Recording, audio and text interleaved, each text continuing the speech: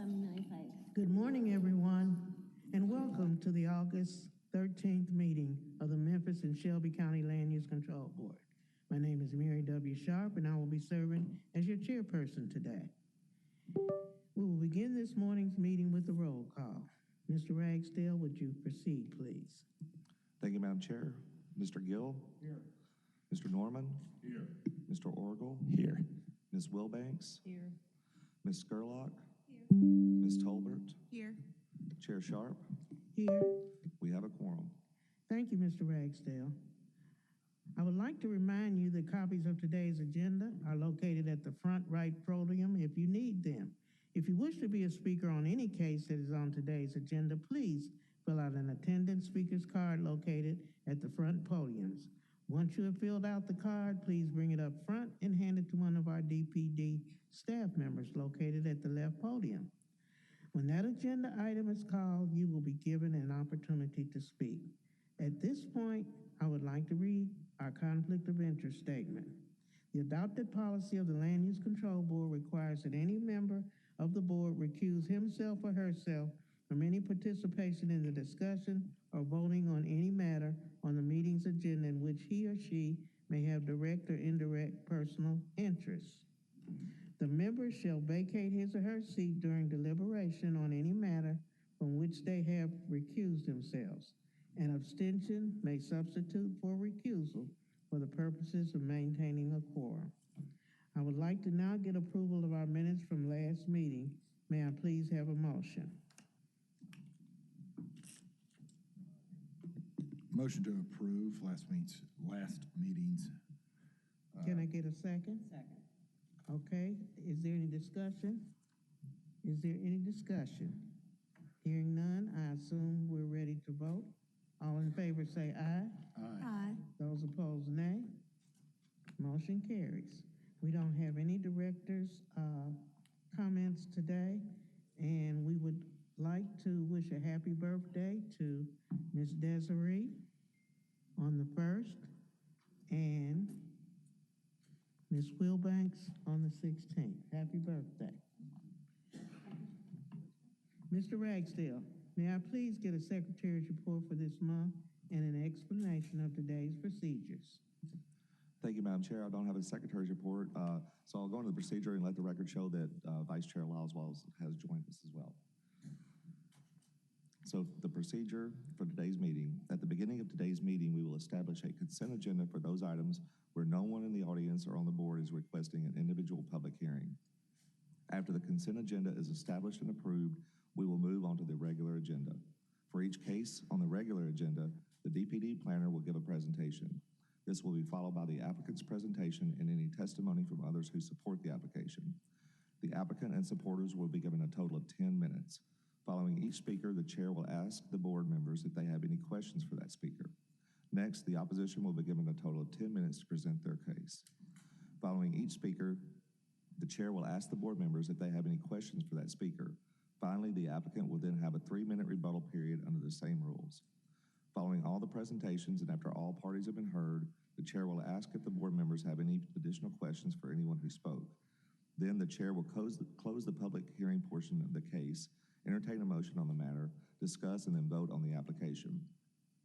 If an applicant or any speaker would like to be heard after the conclusion of the public hearing portion of the case, or if a board member wishes to hear additional testimony for any party for additional clarification, a motion will need to be made along with a second and then a 2/3 affirmative vote of the board is required to reopen the public hearing portion of the agenda item. If the public hearing is reopened, both the applicant and the opposition will be allowed an equal amount of time to provide additional testimony. After the additional comments, the board will close the public hearing portion of the case and then deliberate on the case and take the final vote. Again, if any member of the audience wishes to provide testimony in support of or in opposition to a case, he or she will need to fill out a speaker's card. These are available at the front podium. Speaker's cards are not required of applicants since their names are already part of the record. Thank you, Mr. Ragsdale. The board is a supporter of community involvement, and we welcome neighborhood comments and feedback. We are certainly respectful of the fact that many of you have taken off work or adjusted your schedules to be here today. But we ask that your comments be made within the time frame allowed, please. If there are multiple speakers, please try not to be repetitive so as to make the most of your side's 10-minute time allotment. And you can look in the room and see we have many, many people, so make your minutes worthwhile. Lastly, I'd like to ask you to silence your cell phones so as not to interrupt or disturb anyone during today's proceedings. And to reiterate that we want you to stay within your minutes, I have a little poem for you.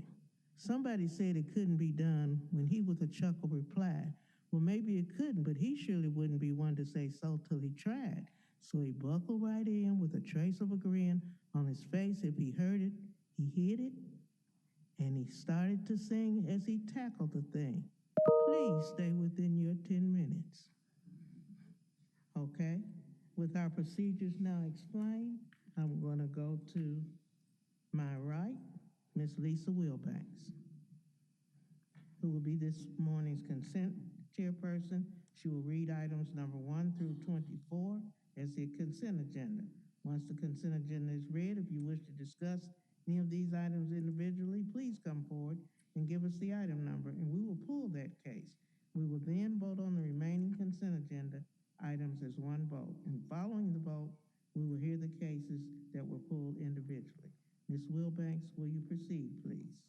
Yes, ma'am. Item number 1, case MJR 2026-010 in unincorporated Shelby County. The request is a major modification to PD 2019-023CO to revise a concept plan and number of access points located at 1496 Quinn Road. Staff recommendation is hold for 1 month. Item number 2 has been dropped. Item number 3 has been dropped. Item number 7, case S 2026-019 in Westwood. The request is a 3-lot residential major re-subdivision located at 97 West Falls Road. Staff recommendation is approval with conditions and a waiver. Item number 8, case S 2026-020 in Southeast Memphis. The request is a 1-lot commercial major re-subdivision located at 6480 Winchester Road. Staff recommendation is approval with conditions. Item number 10, case MJR 2026-012 in Oak Haven and Parkway Village. The request is a major modification to PD 2025-002 to remove an outline plan condition located at 0 East Shelby Drive. Staff recommendation is approval with conditions. Item number 11, case MJR 2026-013 in unincorporated Shelby County. The request is a major modification to PD 04-364 to change outline plan conditions and approve concept plan for single-family residential areas located on the east side of Cobb Road and south of US Highway 64. Staff recommendation is approval with conditions. Item number 13, case PD 2026-00011 in unincorporated Shelby County. The request is a PD amendment to PD 2015-304 to create a new area and change the permissible use zoning from general office to commercial mixed-use 1 located at 8900 Winchester Road. Staff recommendation is approval with conditions. Item number 15, case S 2026-022 in the University area. The request is a 2-lot commercial major re-subdivision located at 1541 Cherry Road. Staff recommendation is approval with conditions. Item number 16, case S 2026-024 in Raleigh. The request is a 26-lot residential major subdivision located at 4511 Lansford Drive. Staff recommendation is approval. Item number 18, case S 2026-026 in the University area. The request is a 3-lot commercial major re-subdivision located at 4321 Summer Avenue. Staff recommendation is approval. Item number 19, case S 2026-027 in unincorporated Shelby County. The request is a 3-lot commercial major re-subdivision located at 1770 Witten Road. Staff recommendation is approval with conditions. Item number 20, case SNC 2026-003 in Cordova. The request is a street name change from IKEA Way to Market Plaza Drive between Germantown Parkway and its westward dead end. Staff recommendation is hold for 1 month. Item number 21, case SUP 2026-009 in Core City. The request is a special use permit to allow an outdoor patio use in the South Main District located at 529 South Main Street. Staff recommendation is approval with conditions.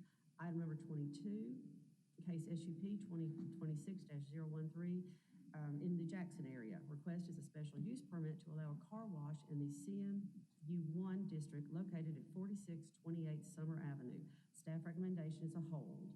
Item number 24, case SUP 2026-015 in unincorporated Shelby County. The request is a special use permit to allow a hotel in the employment district located at 1770 Witten Road. Staff recommendation is approval with conditions. That is our consent agenda. Thank you, Ms. Wilbanks. So we have pulled items number 4, 5, 6, 9, 12, 14, 17, and 23 to be heard. The items on the consent agenda will now be voted on with one vote, subject to the recommendations of DPD. If the consent agenda is approved, only items number 4, 5, 6, 9, 12, 14, 17, and 23 will have full independent hearings. By voting on the consent agenda, each board member is affirming that he or she has read the staff report and agrees that its findings and, where applicable, its recommended conditions. Can I get a motion, please? Yes, ma'am. Move to approve item number 1, case NJR 2026-010 as a whole. Item number 7, case S 2026-019. Item number 8, case S 2026-020. Item number 10, case NJR 2026-012. Item number 12, case NJR 2026-013.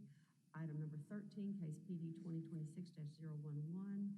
Item number 15, case 2026-022. Item number 16, case S 2026-024.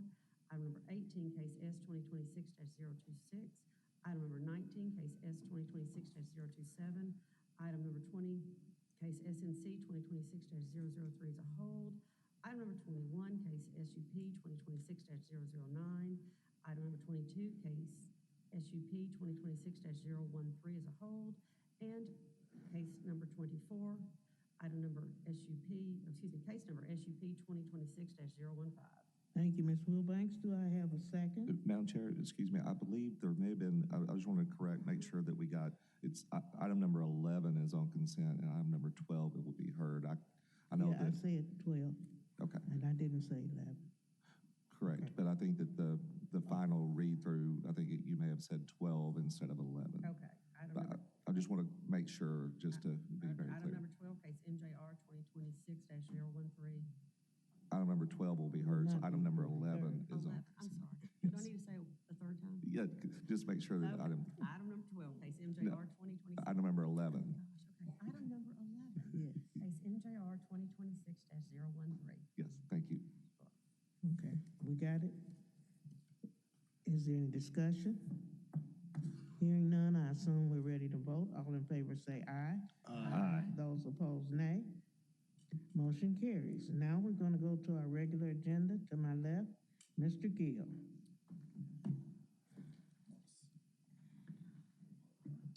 Item number 4, PD 2026-004, Oak Haven Parkway Village, new mixed-use plan development to allow uses in conjunction with R6 residential single-family and CMU2 commercial and EMP industrial truck stop zoning located at 3260 Holmes Road.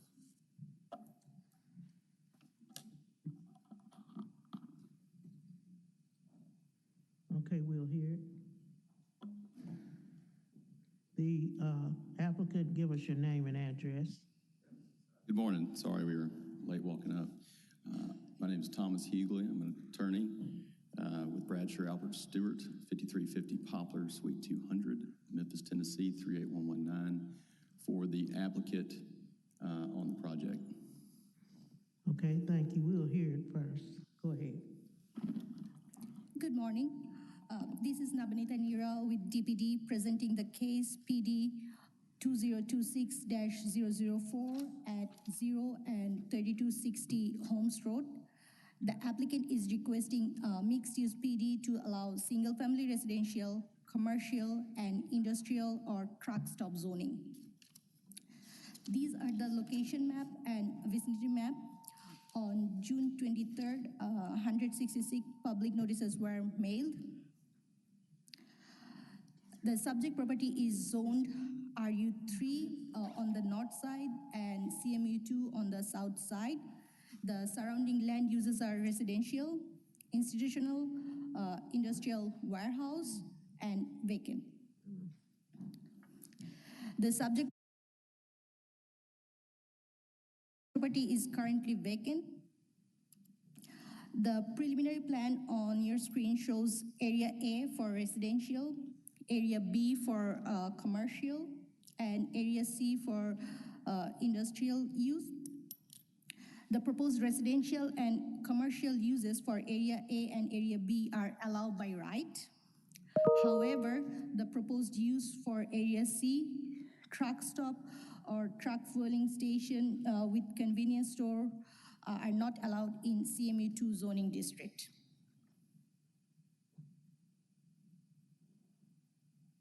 The proposal is inconsistent with Memphis 3.0 general plan.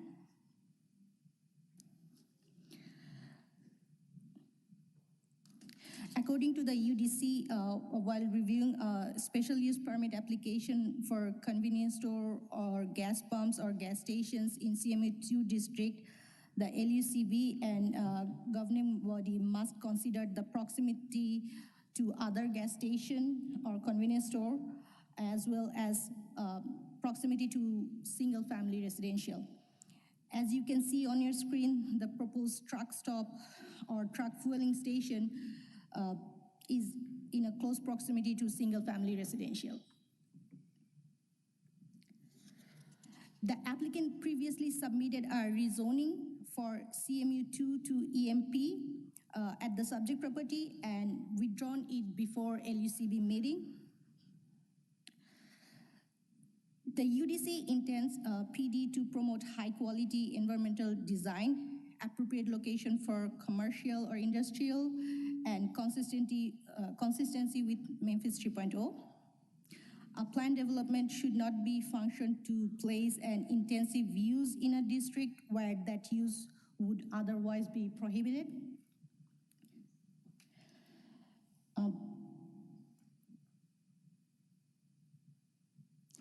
The principal benefit of this request appears to be the introduction of the truck stop. Again, the proposed PD is close proximity to single-family residential, and it is not consistent with Memphis 3.0.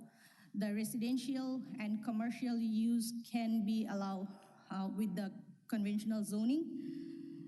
In conclusion, the staff recommend rejection. This is the end of staff presentation. Thank you. Do we have any questions of the staff right now? Okay, hearing none, we're ready for your presentation. Is there any opposition? Okay, go ahead and make your presentation. Thank you. To piggyback off what staff said, most of the bulk of this development is in compliance with underlying zoning. Really just have the issue of the truck stop. And it seems like they lean on that as being kind of conclusive to turn down the entire development. However, looking at the neighborhood, we will see that to the east, there are multiple warehouses already in place, which is somewhat definitive of the neighborhood. And there is residential around there, but with residential, there does need to be some commercial service, whether it be gas station, grocery store, retail, the retail of which, by the way, my compatriot, Mr. Robinson, will tell you here in a minute, was an addition from meeting with the neighborhood. So along with the housing, again, it looks like the development is beneficial for the whole neighborhood. And if the truck stop is the only issue, we feel like it's going to benefit the neighborhood in the sense that with all the warehouses, this gives a much closer truck stop to provide the services they need rather than the trucks having to drive 2 or 3 miles away. The other service stations are minimum a mile away. Some are 2 and 3, and I believe the closest truck stop is 3 miles away. Additionally, there's been, from what I've heard, and this is anecdotal, but I believe it to be true, that there is some issues with parking with the trucks in the neighborhood at the moment, which I can only assume is a negative for the residential homeowners and tenants in that neighborhood. So this development would kind of take some pressure off that. All that being said, we feel like the development also offers a large development that will not have another warehouse. So it takes up a lot of space that I believe will preclude more warehouses, which is, I think, something else the neighborhood didn't want. We are also highly willing to, of course, put in the money for the road improvements that will be needed for this. So, you know, between providing housing, retail, and some shopping, and some relief for the trucks, we feel like it's a solid development. Mr. Aaron Robinson, I'm gonna let him speak here for a minute. He is working with us on this case. Absolutely. Good morning. I'm Aaron K. Robinson, Baruch Properties Incorporated. Address is 3264 Saracen Circle, Memphis, Tennessee, 38125. And as Attorney Hughley so eloquently stated, yes, we are committed to the positive development of the neighborhood. So in meeting with the neighborhood associations that came to the meeting that I attended, they did not want another warehouse, and so that's fine. We dropped that from the initial plan. And of course, we own 27 acres at that intersection. So the intentions of us is to build 49 houses. Those would be single-family homes. We will always build brick houses. Everybody will have a two-car garage. So minimum 3 bedrooms, 2 bedrooms, 2 bathrooms, and then I think a maximum of 4 bedrooms, 3 bathrooms, and 2-car garage. We also agreed to build a mixed-use development in terms of the strip mall. So I believe, if I'm not mistaken, we committed to a neighborhood grocery store. So obviously, it wouldn't necessarily be a Walmart or a Target, but it definitely would be a grocery store very similar, if not the exact one that you will see in Silo Square. The grocery store in Silo Square, which is located in South Haven, is called South Point Grocery Store. That is a very nice grocery store, and so I would be reaching out to the owner to see if they would definitely be willing to come over and build, and I believe they would. It's just a matter of ironing out the small details. I welcome any questions, comments, suggestions from the board. Anybody have any questions? No questions? Okay. Anything else you'd like to say as the applicant? All right. No, I believe we're okay. We'll rest here. Okay. Thank you. Thank you. Appreciate your time. Okay, on that note, we're going to close the public portion of the meeting.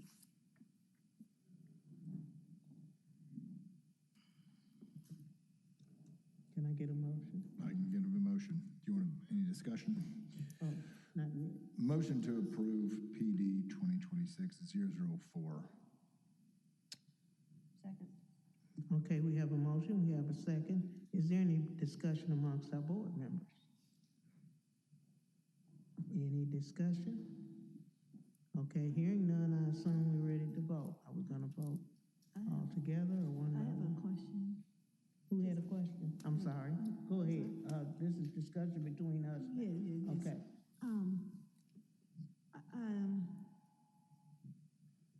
So they're wanting to put a full truck stop with all the services of truck stop and build residential homes next to the truck stop Is that what we're hearing? and a grocery store. Mm-hmm.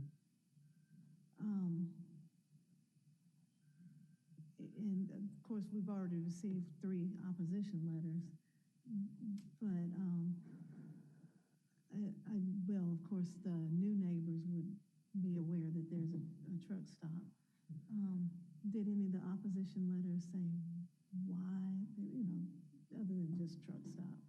What were their major concerns with the truck stop?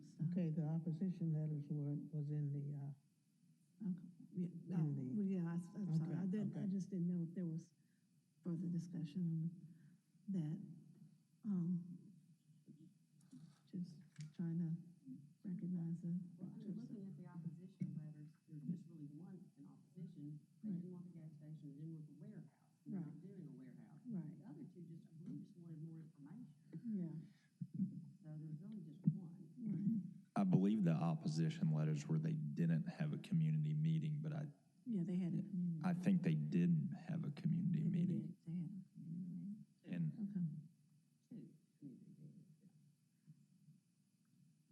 Okay. Any further discussion? Okay. Hearing none, I assume we're ready to vote. Are we gonna vote individually and, Yes. okay. Okay. Mr. Norman? No. Mr. Gill? Yes. Ms. Wilbanks? Yes. Mr. Orgel? yes. Ms. Scurlock? No. Ms. Tolbert? No. Vice Chair Lyles Wallace? No. Chair Sharp? No. Motion fails. Okay, sorry. Item number 5, PD 2026-005, Raleigh, new residential plan development to allow townhomes located at 2604 Covington Pike. Okay, would the applicant come forward, please? And state your name and address, and then we'll hear the case, and then we'll hear the case and the opposition. The applicant here? You need to come and give us your name and address. Sorry. David Bray with the Bray Firm, 2950 Stage Plaza North, Bartlett 38134. Thank you. We're ready for the presentation. My name is Truce. I'm presenting PD 2026-005. It is a planned development to allow 15 townhomes located at 2604 Covington Pike. Here's the location map. 110 notices were sent to neighbors on June 15, 2026. It's currently zoned R10, which is residential single family 10. If you look at the land use map, it's surrounded by single family zoning and commercial land uses. Here are the current site photos of the property as of 2026. This is the outline plan. As I said, the applicant is requesting 15 townhomes with detention center dedicated, an area for parking, and the applicant is providing landscaping to separate it from the planned development, which is behind it, due to the neighbors' concern that they didn't want this planned development to be connected to DS. This proposal is consistent with the Memphis 3.0 plan, and they said it's consistent. We believe that planned developments are innovative tools that promote amenities in neighborhoods, and staff finds that the application is consistent, and we are recommending approval. And the conditions are in page 19 and 20 of the staff report. Here ends my presentation.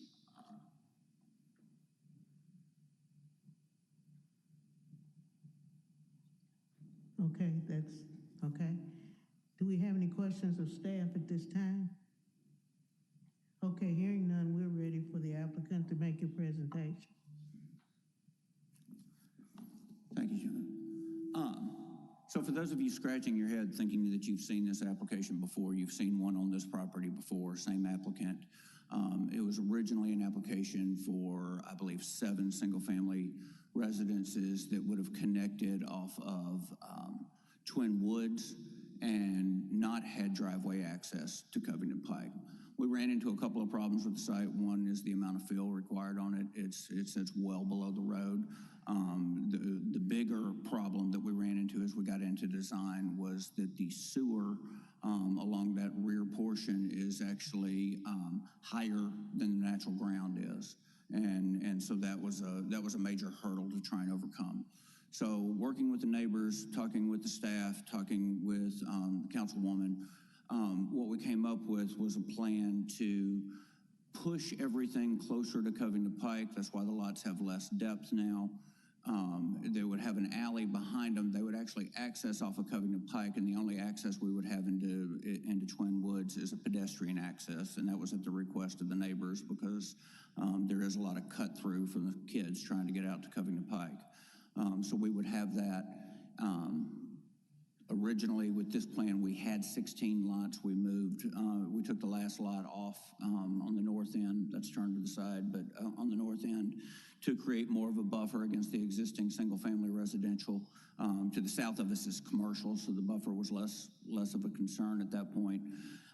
That 50-foot planting area would stay at the natural grade, so our fill area would be limited to the private drive, the parking, and the building pads. So that's how we got here. I know we have some opposition that wants to speak, and I'd like to reserve my time for after they make their comments.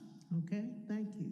We're ready for the opposition. Please come up and state your name and address and give us your remarks.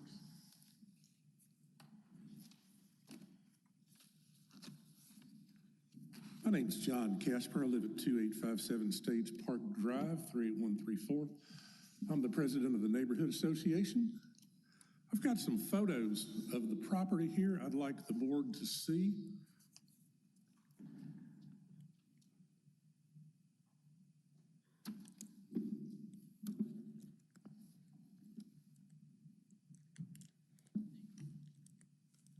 I want to bring something to the board's attention. It's my number 2 reason for being in opposition to what you're fixing to vote on today, and that is these drawings are not based on an actual survey. They look like it, but they're not. I got that from Mr. Bray himself at our community meeting. So these aren't actually surveyed drawings made off of a survey of the lot.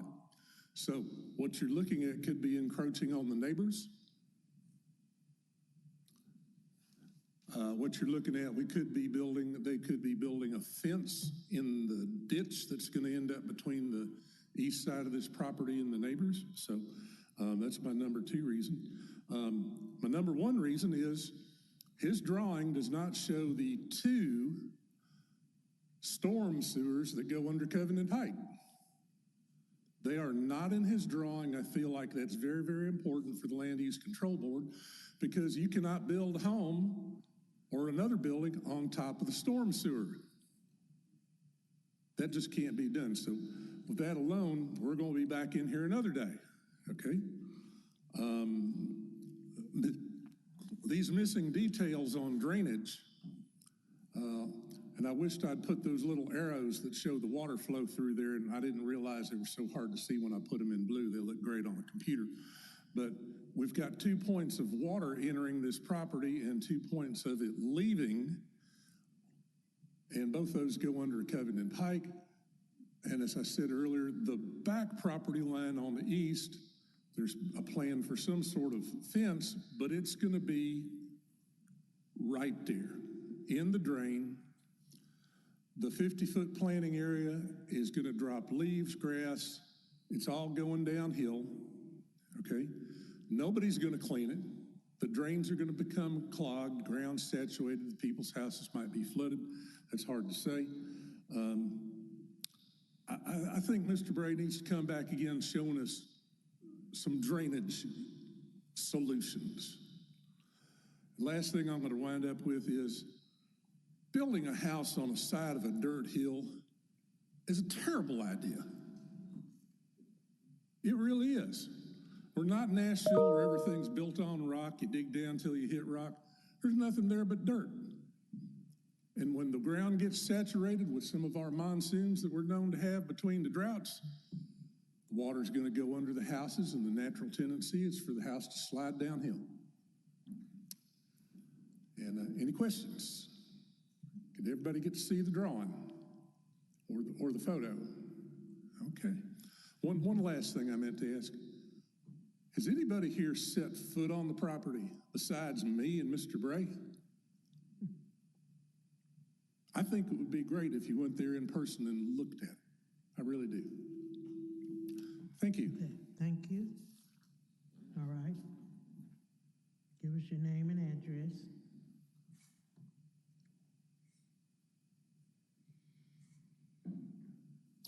Good morning. My name is Leandra Marr. I live at 5143 Chiswood Code 38134 in this neighborhood.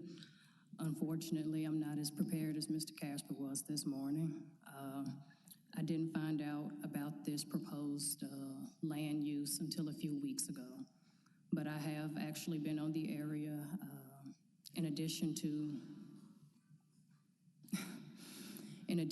driving like most of us do. I also walk a lot through the neighborhood, and so seeing this was very much a concern, especially with the proposed exit and entrance being on Covington Pike.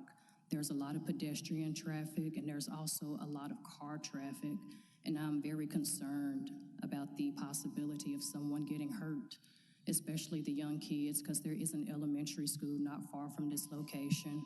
They like to go to the corner stores and the gas stations and things like that, so this definitely does propose a concern for their safety and other pedestrians.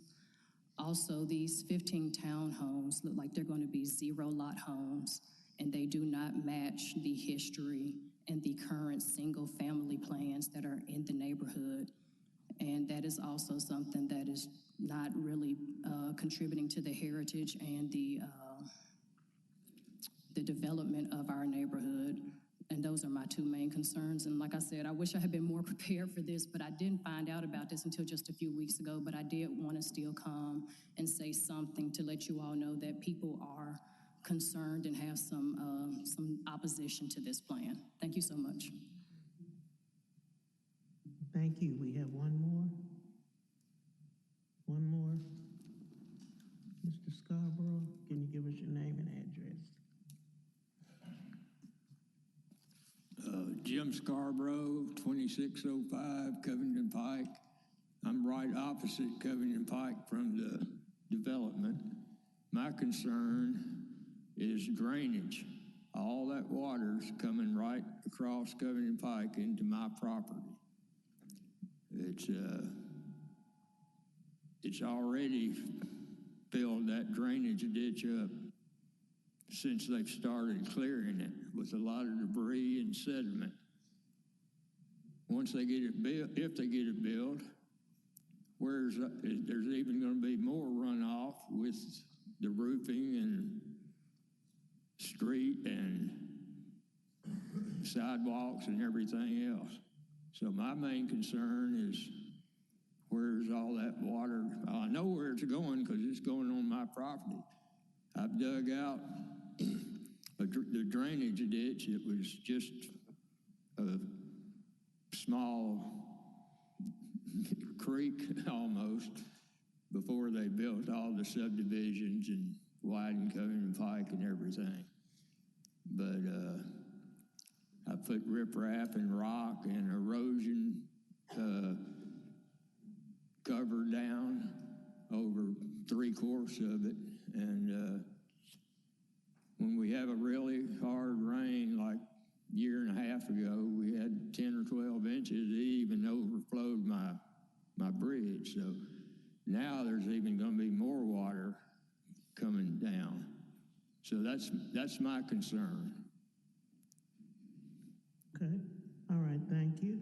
All right. Do Thank we you have all. any questions of any of the opposition right now, board members? Do we have any questions? Okay, we're ready for you to come back and give us your rebuttal.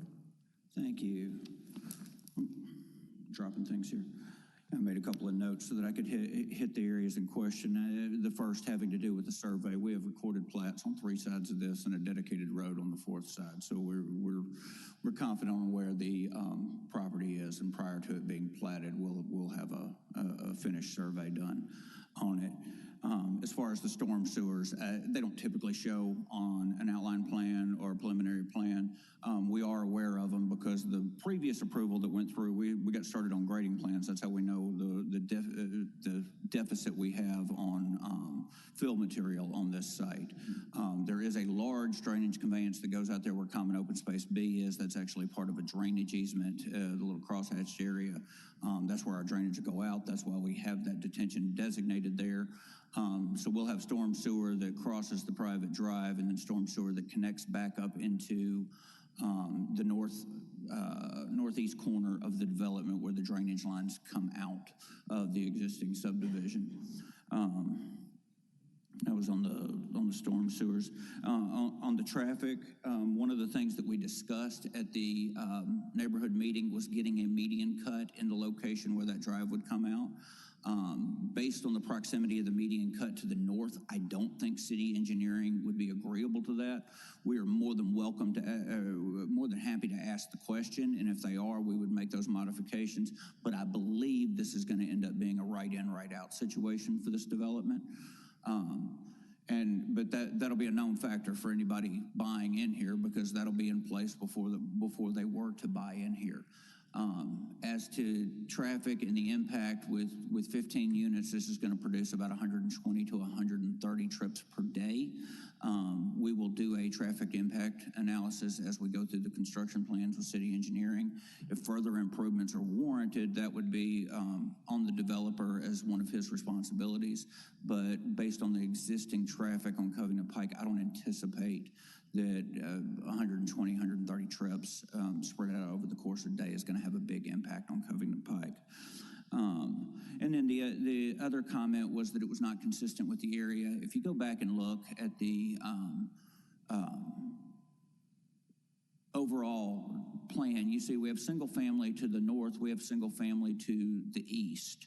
We have commercial retail to the west. We have what would be light industrial or CMU3 to the southwest. There's some additional single family to the northwest, and there's also multifamily in the area as well. So we feel this is consistent with the overall area. It doesn't match the two single family areas that we abut, and that's part of the reason that we've eliminated the connection through those, so that we don't have a single family exiting through townhome type development. So happy to answer any questions you may have. Any questions? Any questions of the applicant or the opposition? Yes, ma'am, I have one. Mr. Bray, for the drainage, I believe, just from you being here almost every meeting, you're an engineer, correct? Correct. And have you looked, I know a lot of the opposition, they were talking about water and drainage problems. Have you guys done any reports on that or looked into that? Well, yes and no. So we did it with the subdivision plans, because we actually got to the point of submitting to city engineering on the subdivision plans.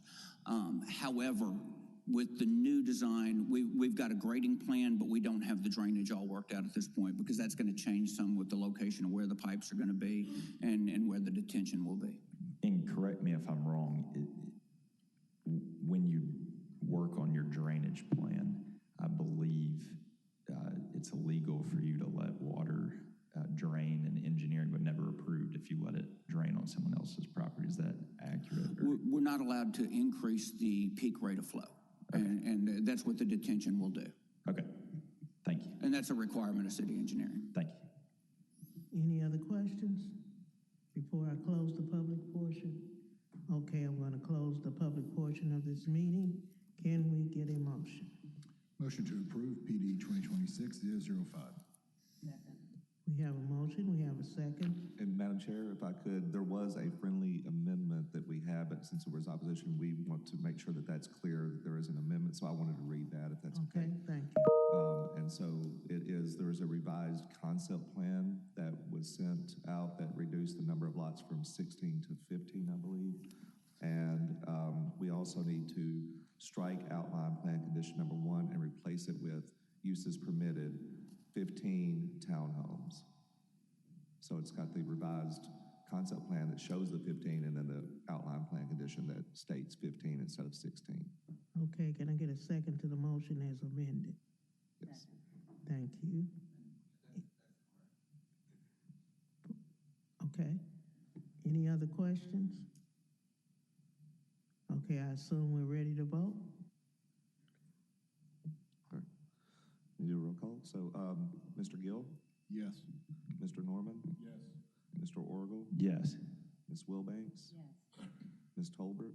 Yes. Ms. Scurlock? Yes. Vice Chair Lyles Wallace? Yes. And Chair Sharp? Yes. Motion carries. Motion carries. Thank you. Item number 6, PD 2026-007, Core City, new residential plan development to allow townhomes located at 795 Tanglewood Street. Okay, could the applicant please come up, introduce yourself? Oh. David Bray with the Bray Firm, Sorry about 2950 that. Stage Plaza North. Okay. We're ready for the presentation.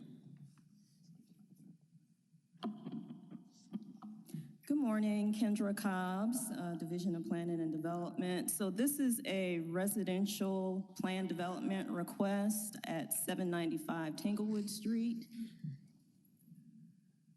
And it is located in the Midtown Overlay District. 258 notices were sent out on June 16th to the properties that are outlined in blue. So for the zoning, with this being in the Midtown District, that overlay does apply. It is also in a historic district. Part of it is the Cooper Young Historic District. And also there is R6 underlying zoning. So with the land use, the current land use of the site is industrial, but is surrounded by mostly single-family residential properties. There are also a couple of vacant lots within the vicinity. And these are photos of the site. This is a vacant warehouse building. And so this is a view from Tanglewood Street, which is where the frontage is. And the building, it extends to the west, and you can view it from Elsie Avenue as well. So looking at the proposal, this is for proposed 15 townhouses. The access would be off of Tanglewood Street.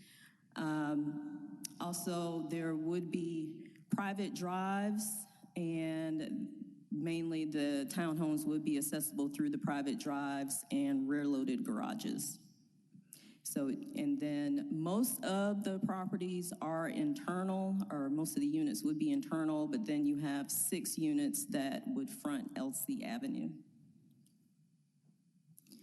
So this proposed development was found consistent with Memphis 3.0, with the future land use being ANS. That's Anchor Neighborhood, primarily single unit. And so to close, the proposal for the 15-unit townhouse development is compatible with the surrounding area. There are similar small lot developments that have been approved more recently, and there are also planned developments.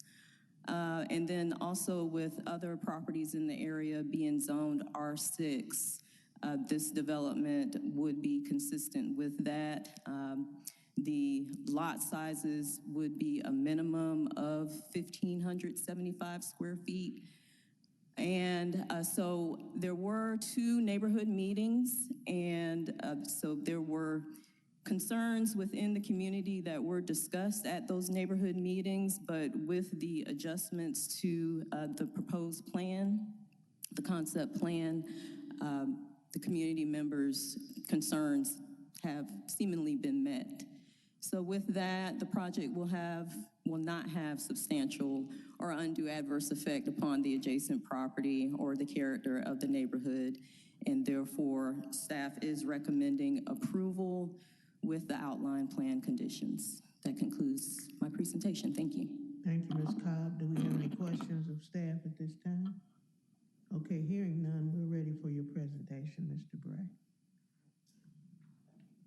I'm not going to add a whole lot to the staff report, just to point out a couple of things. This plan started with 22 units. We had units facing on Tanglewood. We had an additional little spur of a private drive and something of a mix of where the garage doors would face.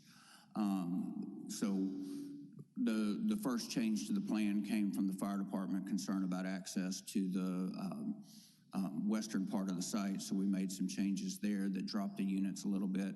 And then after the neighborhood meeting, the concern with the neighbors was that all of the drainage comes to the east end of this, and the units that we had there were going to push detention back farther to the west. And so we made the change to add that detention area on the frontage along Tanglewood and address that issue there. And then also in working with staff, we upped the width of the units somewhat to be a little bit larger than some of the others that have been approved in the area. So our width is a little bit larger and our square footage is a little bit smaller, so it's a compromise. But that's how we got to the 15 units. So I will reserve my time for after the opposition speaks, but I'm happy to answer any questions you have. Okay, thank you. Any questions? Okay, we're ready for the opposition. We have one card. Can you give us your name, address, and give us your statement? Good morning, ladies and gentlemen. My name is Hung Deep. I live at 2046 LC for 45 years. Me and my parents live there. I grew up there. And unfortunately, my house burned down in January 26, 2025. When we apply application for the two storage, and the city denied it because it's a historic district. Now we try to rebuild that house. We had a survey, and my house is on the survey is half over a quarter over another gentleman's house in the middle of it. So I tried to get the deviation of the survey so we can able to build a house between house and house. And I lived there 40-some years, and we have a lot of crime. I mean, I can't even grow tomato without being steal. Okay, people stole tomato plant. Okay, so when they put the development in, the end of LG Street is the gate to the high end of people there. People live there for $500,000 house, whatever. I don't know why they blocked the street, but that's not my thing. Now they're gonna plan on building a lot of house there. What's gonna happen is a lot of traffic gonna go there, and they're gonna knock a lot of parking place for them to park. Number one, on the LZ, the end of the street. And then on another side, behind my house, I'm concerned it's going to be a lot of crime right there where that building is. A lot of unit there. I don't mind if they're going to do just very few units, but numerous units. It's so much crime there, and I'm very concerned. My thing is now, I applied for the architect, everything approved from historic district, the city, the drawing and everything is good.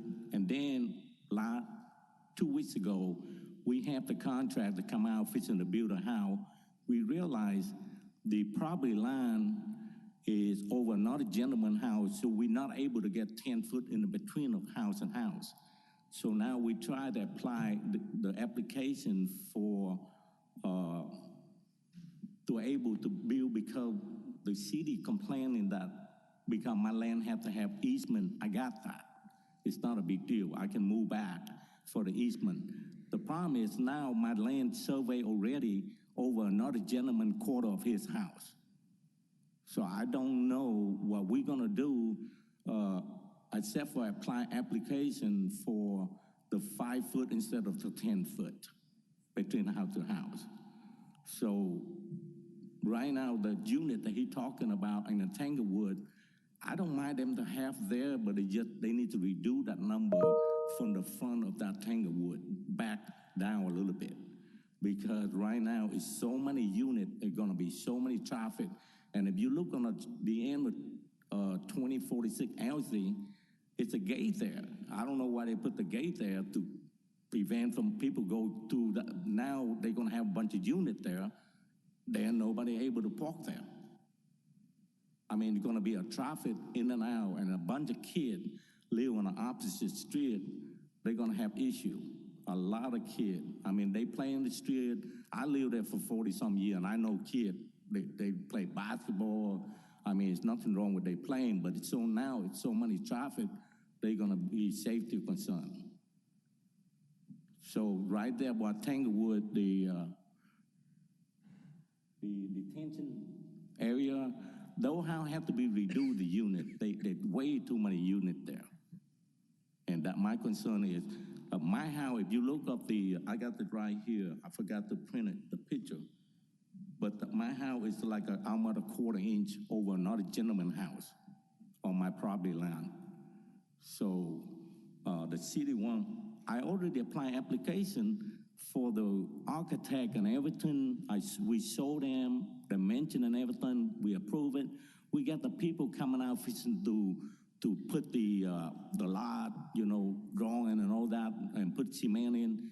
They come out and say, we can't do that because we violate the drawing per the city between his house and my house supposed to be like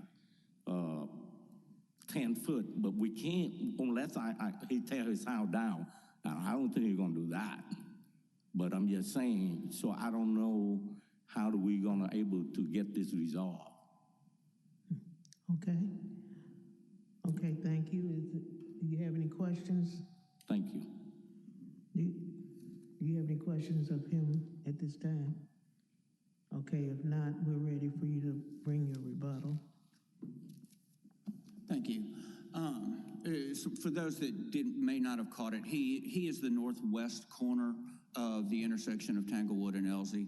I don't recall meeting him at the neighborhood meeting. In the previous iteration of the plan, we would have had a unit that would have had the side of the house to the rear of his property. So that's been eliminated now. And because those units that face to the north toward the railway will have garage entries on the rear, one of his concerns, as we discussed before the meeting, was the fact that that's a higher elevation and it would look over into his house. But that'll be the garage door from those houses. So it's going to be a decent way away from him. And just for clarity, the discrepancy he has with the survey is to the west, not to the north. We have a survey on this, and our property lines are not in dispute.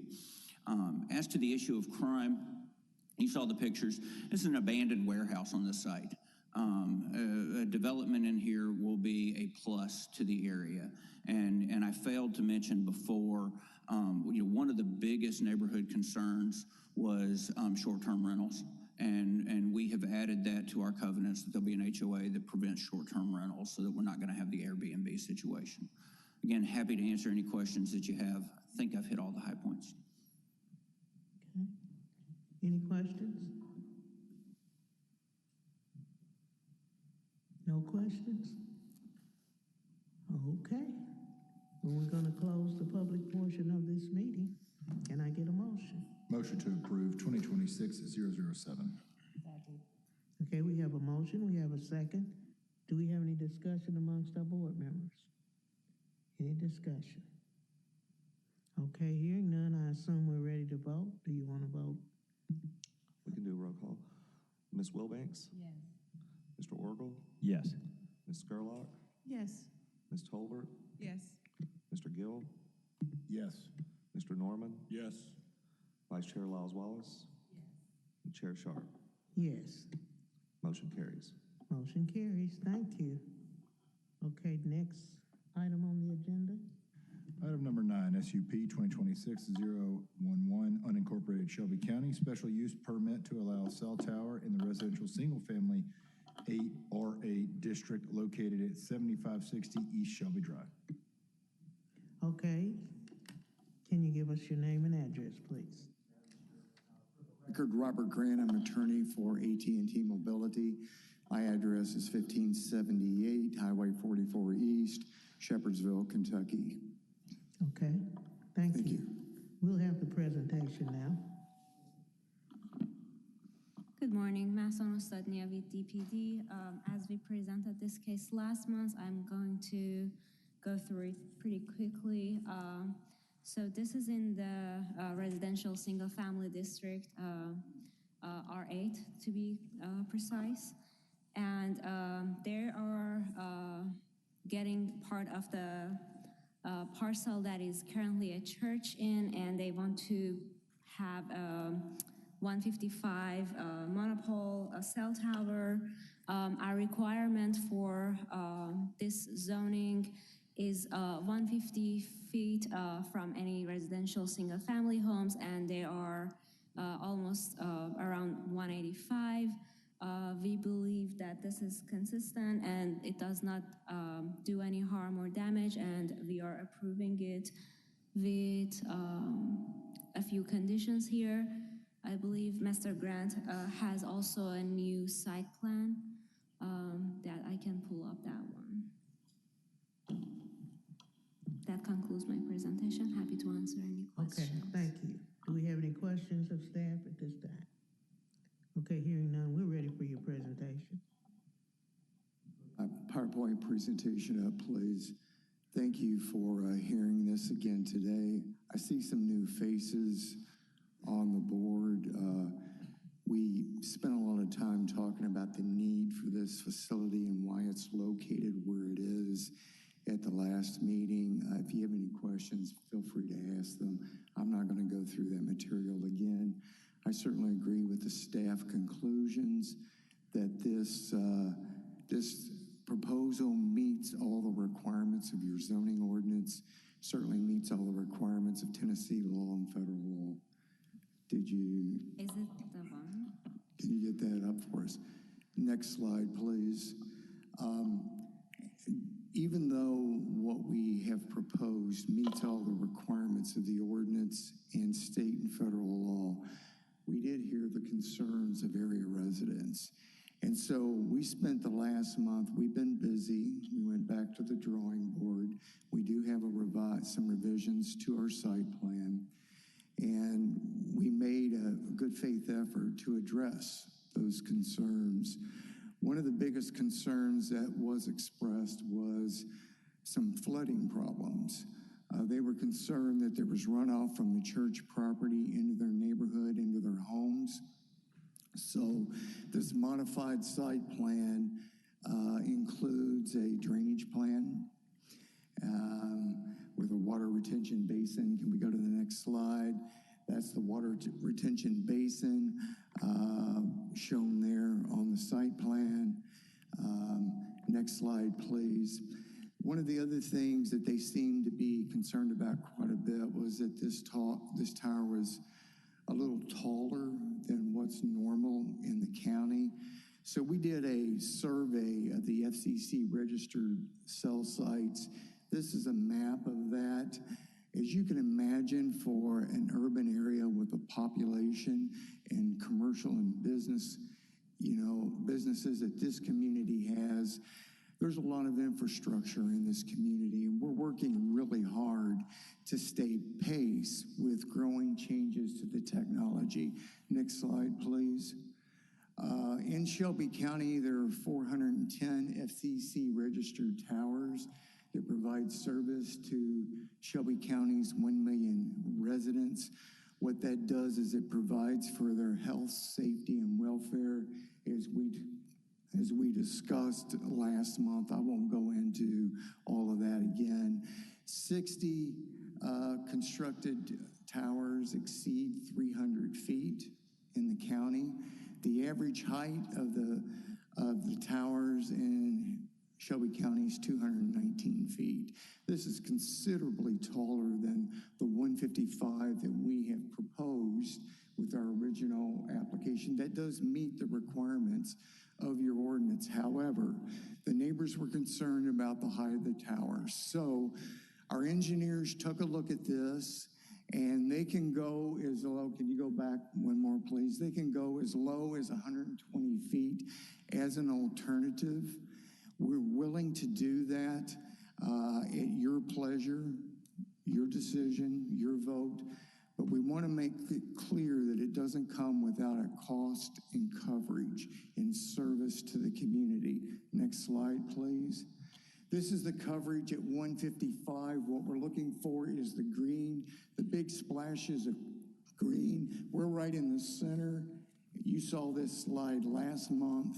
And it's connecting with all the surrounding sites. Next slide. If you drop it to 120, You see that that green shrinks. What that means is that there are homes to the north and to the west around it that will not get this improved coverage. And as we discussed last month, this is a matter of public safety. What we're deploying is FirstNet technology, which connects first responders to this designated network. And what it means is that when folks in these homes that are going to lose this improved coverage at 120 feet, what it means is that they may not be able to make that emergency call to get police, fire, or medical to their homes in a time of need.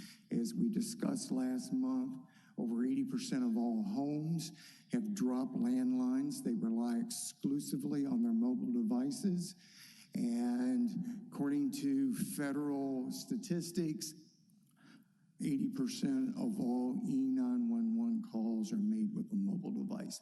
This is critical. This is a matter of public safety, but we get it that these folks have concerns about the aesthetics of this tower. If you want it lowered, we're willing to do that. It's your vote. Next slide, please. May I see the next slide, please? It's the next. Oh, I'm sorry. That's the coverage with no new cell tower. Where all that green was before, that's red and blue. That's the current situation. It is, very clear that there are very significant service issues in this area of the county, of the city. Next slide. This is just an aerial view, just showing, we recognize that this site is located in the middle of a dense residential area. As we discussed last month, that's where the need is. And the way this technology works, we have to be in the area to serve the area. We can't put a tower across town or someplace else and not get that improved coverage that we showed you on those slides. All of those homes to the north that you see up there that are going to lose coverage, those are folks that are not going to get the improved coverage from the 155-foot tower that we propose if it's lowered to 120 feet. I'm going to stop talking, reserve any time that I may have left to respond to any additional concerns that neighbors may have. We did our very best to address their chief concerns. And so I'm going to stop talking. Do you have any question? Okay, no questions of them at this time. We are ready for the opposition. If you'd come up and give us your name, address, and what you want to say. Keeping in mind, we have 5 people in opposition.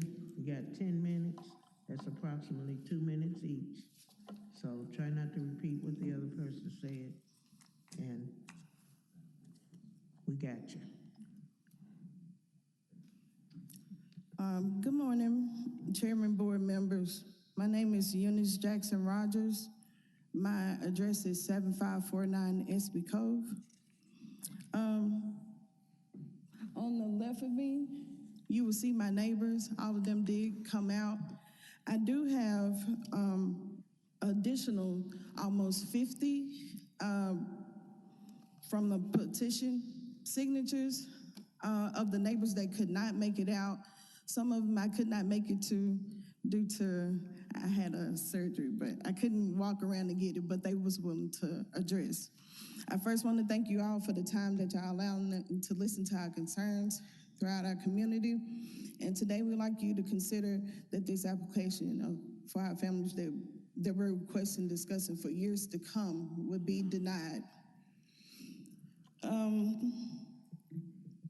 I understand that that reliable wireless service is important. We all use our phones, and no one here is saying that technology isn't necessary. We're not against progress. We are asking for reasonable progression.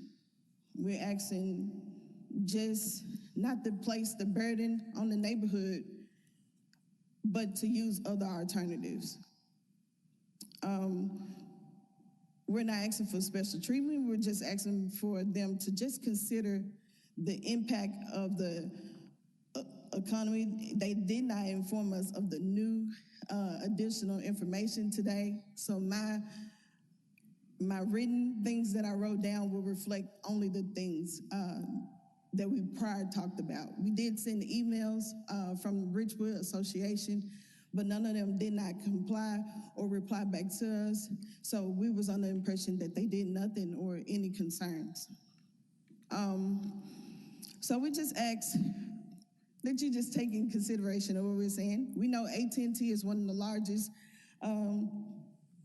telecompanies in America. In fact, as of August of 2026, AT&T has marketed approximately $159.3 billion.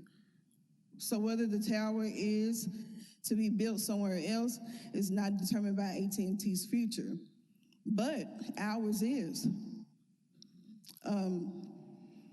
For many of us, our homes represent our years of hard work, long hours, sacrifices, the dreams of our children. Our homes are not just buildings. They are our college funds, retirement, security, emergency service. According to the presentation that you'll see on today, this proposal would place approximately $1.3 billion of our homeowner equity. So this is the existing tower, the commercial zoning properties, co-location opportunities. We're just asking for something smaller or less intrusive. I'm gonna let my other members speak. Okay. Thank you. Give us your name and address.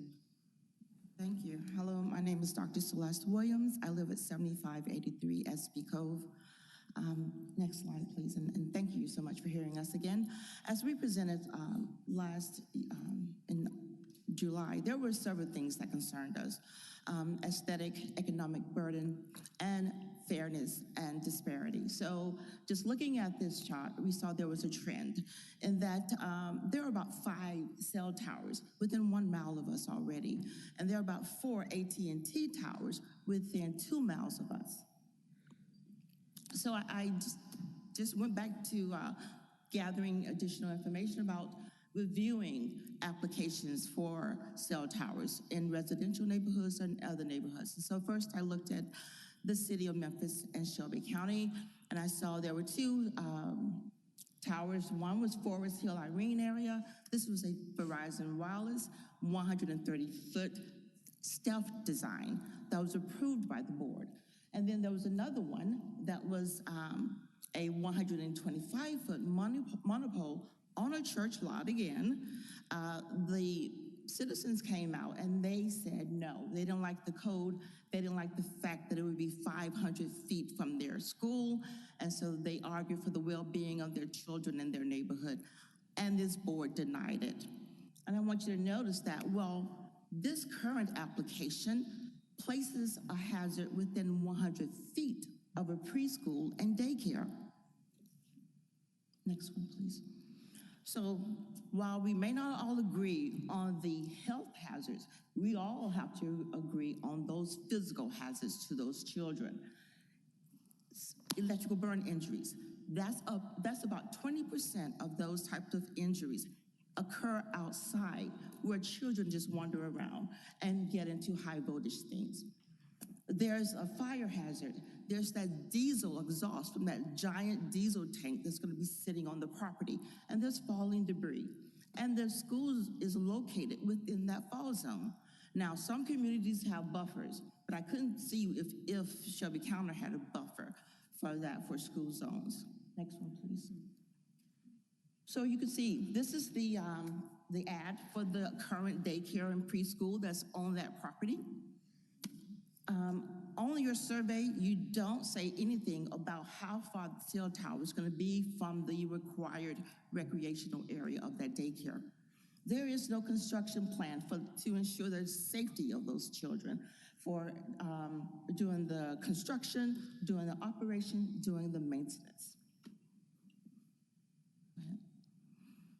So when I also looked at what are companies, communication companies and tower companies doing in these other locations, how are they providing services? And in our particular location, at least 55% of the people still have a landline. Again, I just did a quick poll on Nextdoor to see how many people still had a landline, and about 55% people do. So let's look at what, go back please. Let's look at in Collierville. Collierville has not received an application from any communications company in the last 17 years. The first one was in 2025. It was going to be on the high school lot, and as you can see, that tower would be 140 feet, a stealth design, and 140 feet away from the school. When I looked at what type of AT&T applications, how are they providing services to the people in Collierville? They're doing co-locations. They're doing modifications with advanced antennas. They're giving them higher technology. Next. So I also looked in what's going on in Germantown. I just went to the Planning and Development Department that says, let me know what carriers are doing. They're all doing small cell towers, best technology, sometimes 5G. You can see the other one is a 55 feet monopole. It's a tree style, and it's in a commercial zone. So we were only asking to invest in our community with the smarter technology. Thank you. Okay, thank you. We have one more in opposition. Hi, my name is Tyranny Matthews. My address is 7560 Espy Cove, Memphis, Tennessee, 38125. Okay, you have 2 minutes. May I ask for an extension? Is that possible? No, because we asked you to, everybody okay. Thank you. Well, we're asking for alternatives, and they did come up, the AT&T attorney did mention about some alternatives that they've done to address the drainage issues and all that. They have not run that by any of the homeowners. We reached out and didn't hear from them. And he mentioned about the fact that they want the technology to be able to have safety services for first responders. My neighbor next door had a fire just a week ago, and the fire department, Shelby County Fire Department, was there within minutes and saved her home and our homes as well from that fire. So there's no issue with services right now. We have AT&T in our home, and my home is the one that's on the picture on the first part of the slide. So we don't have any problems with services. I don't know what they may want to boost their services, but they could co-locate towers and put the small cell phone towers in those areas like they have in Collierville and also in Germantown. Next slide, please. So co-locating, there are at least 5 areas where there are existing towers in our community within less than a mile from that location of that church, that they could co-locate their cell phone tower or antennas on those towers to boost that service in the area that they're talking about. Next slide, please. So we're requesting a more rigorous evaluation of alternative solutions with engineering analysis done not by AT&T engineers, but by the Shelby County engineers. That would be more subjective. There are zone areas already, commercially zoned areas within less than a mile of where they want to put this tower on the church parking lot. Again, we ask that you just consider AT&T putting a small cell tower there. They could do more alternatives. They mentioned about the drainage and lowering the tower, but they can at least put the small cell tower, not a massive tower. Next slide, please. So we want to ask the board to stop the trend. The examples of the type of small cell towers that are being used right now that my neighbor just mentioned, we could use those. They could put those up there, and it would be aesthetically more appealing aesthetically to our neighborhood. It's a smaller environmental impact, less intrusive design, and it keeps our property value, because right now we're looking at over $1.7 million in property value, our equity that could be lost with a massive cell phone tower located on that church parking lot, not to mention the safety of those children in that daycare on that lot. So, and that's generational wealth when it boils down to it. I'm sure all my neighbors there will be in agreement as well, because they own homes in that area, and that's just within 50 homes of that cell phone tower where they're talking about putting that massive tower.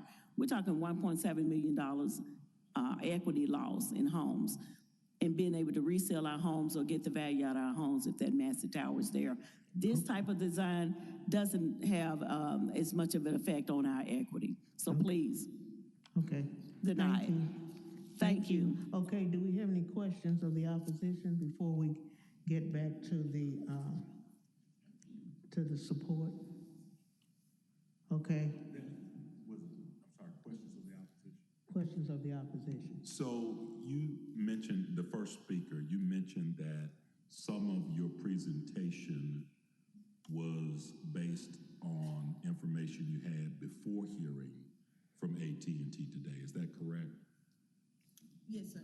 Okay, and so for the presentations, do any of what they have presented today, does it meet your request?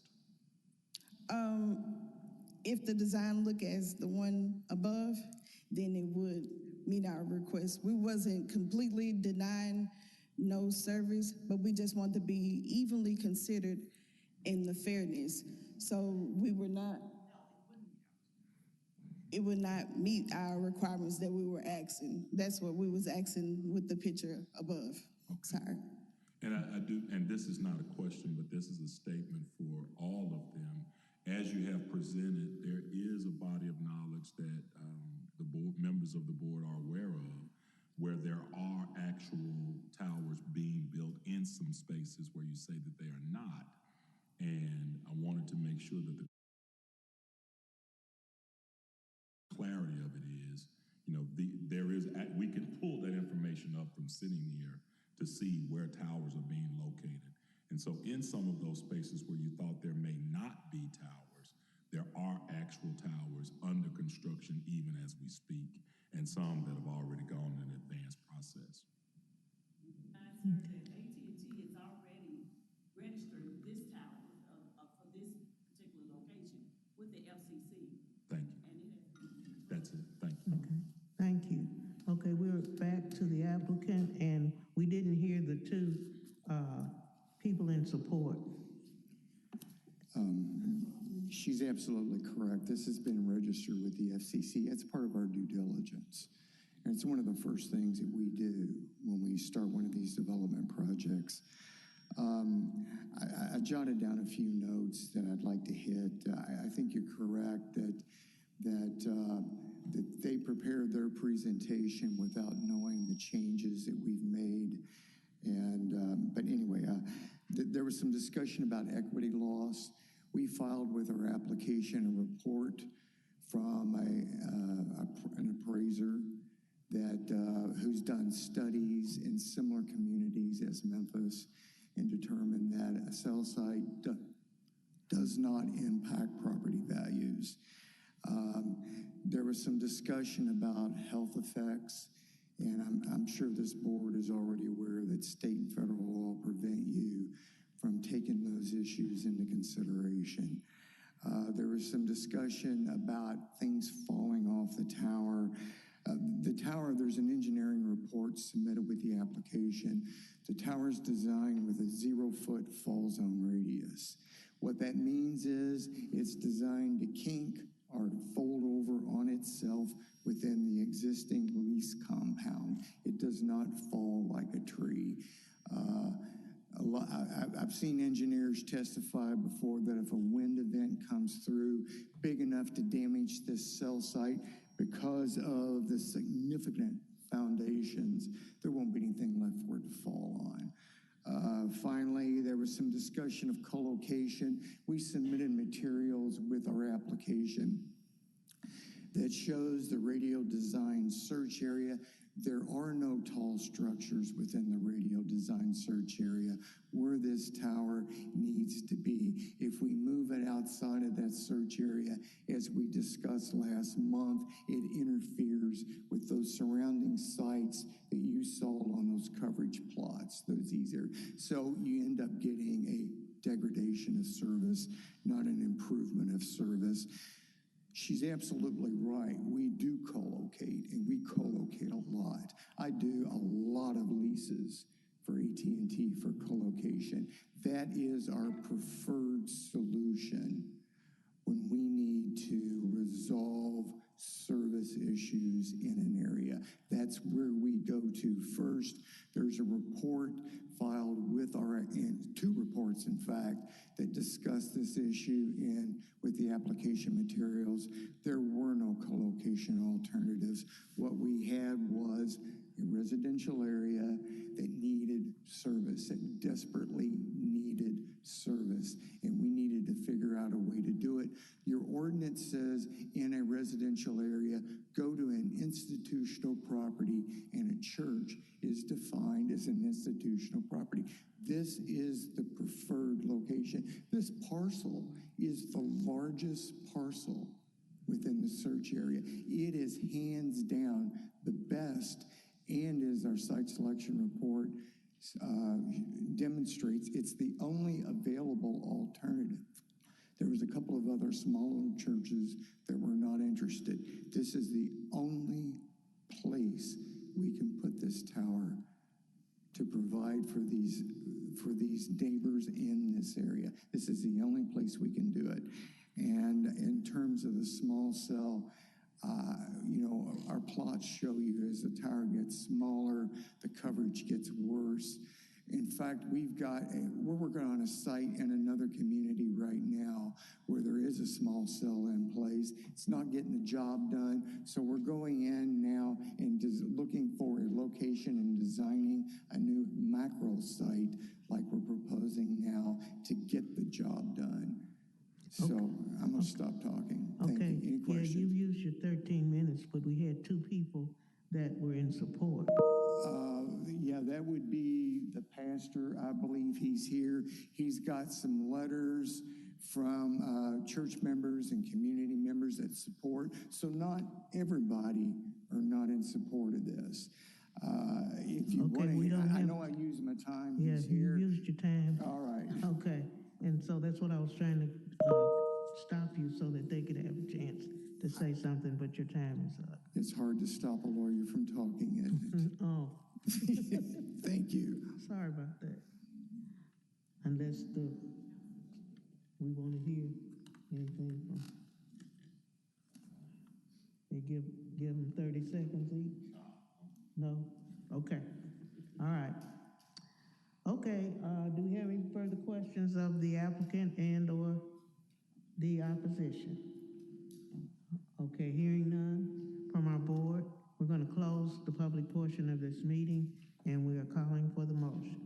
Motion to approve SUP 2026-011. We have a motion, we have a second. Is there any discussion? Is there any discussion?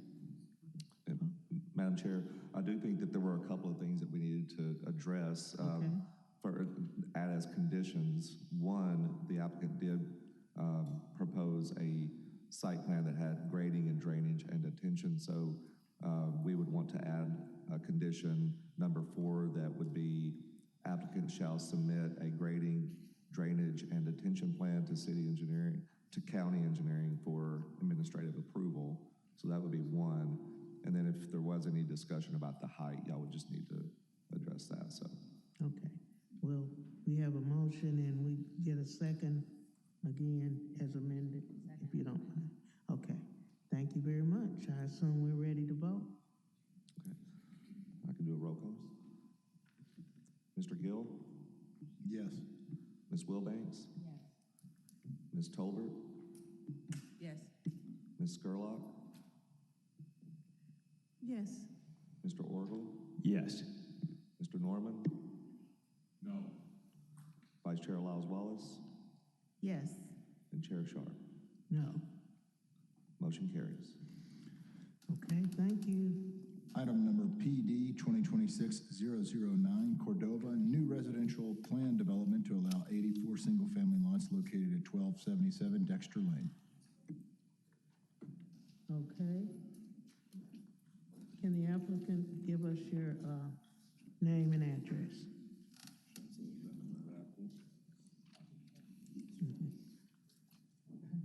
Shane Gorey with Broome Capital, 1810 West Kennedy Boulevard, Tampa, Florida, 36606. Okay, we'll now have the presentation.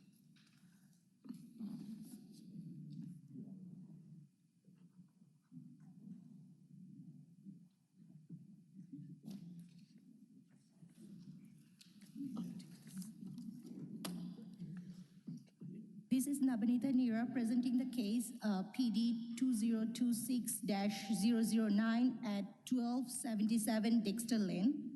The applicant is requesting a residential plan development to allow 84 single-family residential lot. These are the location map and vicinity map. On July 22, 259 public notices were mailed. The subject property is currently zoned Conservation Agriculture CA, and surrounding land uses are residential and institutional. These are the current condition of the subject property. The proposed outline plan is on your screen. The applicant is requesting 84 lot single family residential with minimum lot size 4,600 square feet. Among these 84 lot, 40 lots are sized between 4,600 to 5,800 square feet, and other 44 lots are in range 6,000 square feet to 14,000 square feet. The two access points to this PD, one from Dexter Lane and the other connecting existing Stud Road from Red Creek Drive. There is a common open space on the north side with stormwater detention and walking trail. The dedication for proposed Cordova Road is through the subject property, and the applicant proposed to have a neighborhood amenity like walking trail and maintained by the HOA. The proposed residential PD is consistent with the Memphis 3.0 general plan.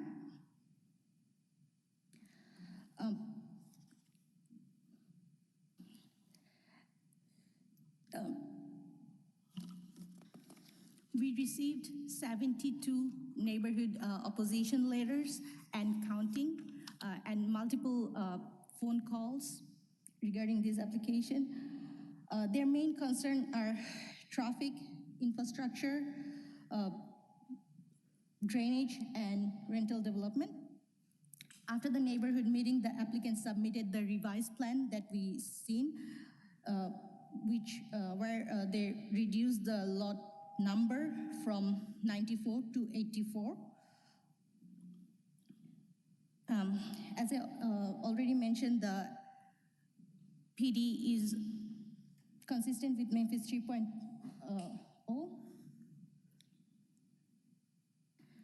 In conclusion, the staff recommend approval with outline plan condition. This is the end of staff presentation. Happy to answer any question. Thank you. Do you have any questions of staff at this time? Okay, hearing none, we're ready for your presentation from the applicant. Good morning, Madam Chairman. Good to see you and other members of the board. It's a beautiful day, and I'm happy to be in it. Good to see you. Thank you, Madam Chairman. This is a request by Mr. Michael Bednarski, who's a developer. He's not with us today, but however, Mr. Shane Gorey is present. He introduced himself earlier. And I'm Brian Bacchus, Bacchus Urban Design Group, 5320 White Diamond Street, Memphis, Tennessee, 38109. With me also is the development design engineer, Mr. Michael Davis, who's with the Reeves firm, and also Ms. Christine Dunhart, who's also with the Reeves Firms. This is the development plan that is in the Cordova area, as you can notice by the land use map. It's a large parcel. It currently is occupied by a single-family home owned by the Rogers family. This development is approximately 24 acres in size, and the current zoning is conservation agricultural. This is probably the last piece of the puzzle to extend Cordova Road. As you can notice by the graphic here, this Cordova Road is the last major principal arterial that will stretch along this portion of Cordova. Next slide, please. This is the outline/landscape plan. It shows a total of 84 lots, and the original plan did not include Cordova Road right of way. The applicant has since came back to the Land Use Control Board and the staff to present an 84 lot development to include a large amount of open space and also to provide stormwater detention and improvements along Dexter Lane Road. So with this plan, we have provided 84 lots and reduced the density to 3.4, increased the lot size to 4,600 square feet, and all the other setbacks and design requirements are the same. The original plan, as I stated earlier, it would included all the right-of-way of Cordova Road, but the required dedication of Cordova Road through the site required a deviation in the typical lot sizes. The reduced density was 94 to 84, and of course the lot sizes were reduced as well. Neighborhood stability, this property will have owner occupancy by a homeowners association with documents, and also there are no housing choice voucher. This is no housing choice voucher program. The rents, the incomes in this neighborhood and also in this zip code does not allow Section 8 housing, which is commonly known as Section 8 housing. The southernmost lot, we gave additional buffer at the southernmost lot. It also gives the adjacent neighbor a wider and mature natural buffer along the south side. Next slide, please. These are the representative architecture of the homes in the area. This is similar to the development to the south at the northeast corner of Trinity Road and North Erickson Road. These are very well-designed homes with high-pitched roofs with openings symmetrical about the front. The yards, we have front yards. Some of the homes may have carriage-loaded garages. So some of those lots in the development will be able to accommodate carriage load as well as maybe the front-loaded garages. Next slide. These are representative of what's out there on the ground today. This is Cordova Road facing west, connects to the school. East, sorry. Facing east, yes, you're correct. Next slide. This is the woodlands of Cordova, across from the site. This is a wood fence. As you notice, this is Dexter Lane, looking south, I believe. Yes. Next slide. Woodlands of Cordova, across from the site. This is a retaining wall with the wrought iron fence. Next slide, please. And this is the Woodlands of Cordova, across from the site. Was also a wrought iron fence. Very beautiful entrance to that neighborhood. Next slide. This is the Cordova Village, east of the site with the wood fence with brick columns, sidewalk, curb, and gutter. Next slide, please. So we're requesting a couple of amendments, Madam Chairman and members of the board, dealing with landscaping, Roman numeral 5A. We're asking that this condition be amended to include a 6 foot in height privacy fence with masonry columns with a street type A. The justification here is to provide rear yard privacy for lots backing up to Dexter Lane, also to provide rear yard privacy for neighbors across Dexter Lane, and also to allow for condition 5B to read as follows. Any fencing along Dexter Lane shall be as indicated above, with no fencing installed along both sides of future Cordova Road right-of-way, but subject to the final civil design and construction of the roadway. This justification is that Dexter Lane streetscape shall be installed to maximize the privacy to the front yards of Dexter Lane. Any fencing along Cordova Road right-of-way is counterintuitive to the development plan, since Cordova Road is subject to final design and construction. I believe that's the end of my presentation, Madam Chairman. I'll be happy to answer any questions. We, as stated earlier, we did have a neighborhood meeting, a very active neighborhood meeting, and a sign was posted on the site. Thank you, Madam Chair. Thank you. Do you have any questions? I have a quick question. This single family is for lease or fee simple? Owner occupied. Owner occupied? Yes, sir. Fee simple? Yes. All right. Anybody else? I have a quick question. You said there is a plan to extend Cordova Road over here. Oh, sorry. That's okay. Or, yes, sir, there is a plan now to extend Cordova Road or no? Yes, the city is involved with that. They asked the applicant to dedicate Cordova Road adjacent to their property on both sides, so yes. Anybody else before we hear the opposition? Okay, we're ready for the opposition, but we have 7 cards. So keep in mind, you have 10 minutes. That's about a minute per person. A minute and 25 seconds. Good morning. My name is Jason Pelfrey. I live at 1183 Chapel Park Boulevard. First off, thank you for your service. I understand that this could be a hard decision for you to make, but I appreciate our voices being heard. So our neighborhood in Cordova, the town, uses Dexter Lane, Coley, Macon Road every day. So these roads, and I'm representing 110 homeowners in Cordova, the town. So with these roads carry a heavy load and during peak hours can often reach gridlock. This is simply daily reality for the people who live there. The developer is requesting a zoning change to allow higher density layout, and they argue that this density is necessary for the project economic feasibility. We understand that every site has challenges, but economic feasibility for a private development cannot be the sole reason to increase density in the area already struggling with traffic and infrastructure strain. There's a Memphis School of Excellence and Riverwood Elementary. If you ever travel along these 2 roads down Dexter or Macon at drop-off or pickup, you'll understand what I mean by gridlock and how bad it is. There's no traffic control. There's no one directing traffic at these schools. It's basically a heyday of trying to navigate getting through these areas. We also noticed that the proposal lot sizes are smaller than those in the surrounding neighborhoods. That difference affects how neighborhoods feel and how traffic flows.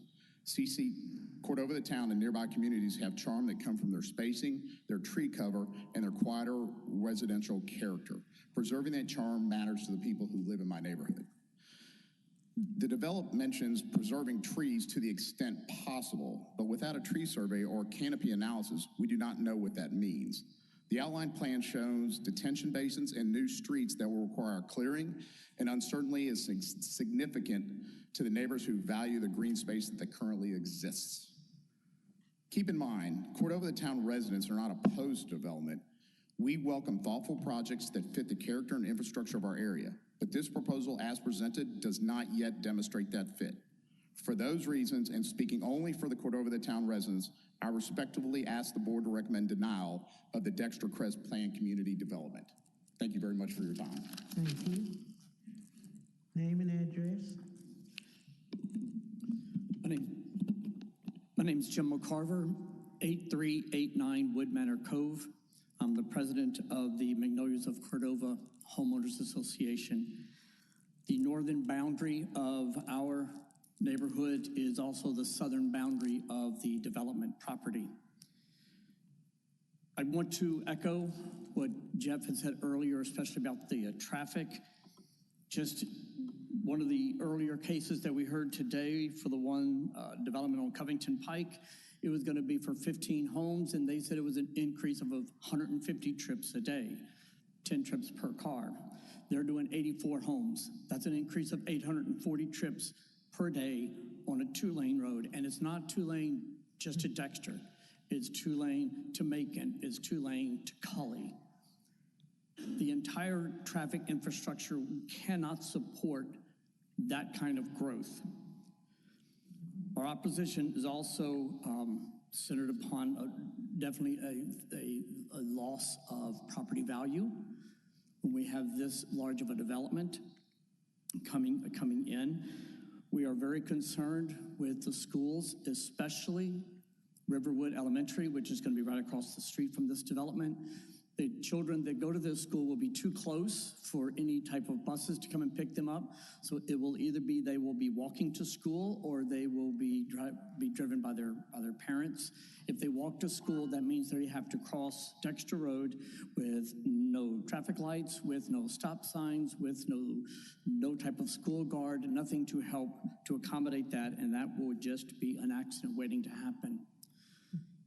They said that they wanted to build 84 homes in this division, in this development, 24 acres. They did very simple math and they said, okay, that's going to be 3.5 homes per acre. That's just not true. It's 24 acres, yes, but now let's take out what they need for the green space and for the roads, and now we're going to have probably closer to 18 acres. They're going to be able to actually build homes, which means now it's going to be 4.6 homes per acre. The homes will be on top of each other. The home values within a mile of our home division is between $375,000 and $450,000. These homes will not be in line with those values.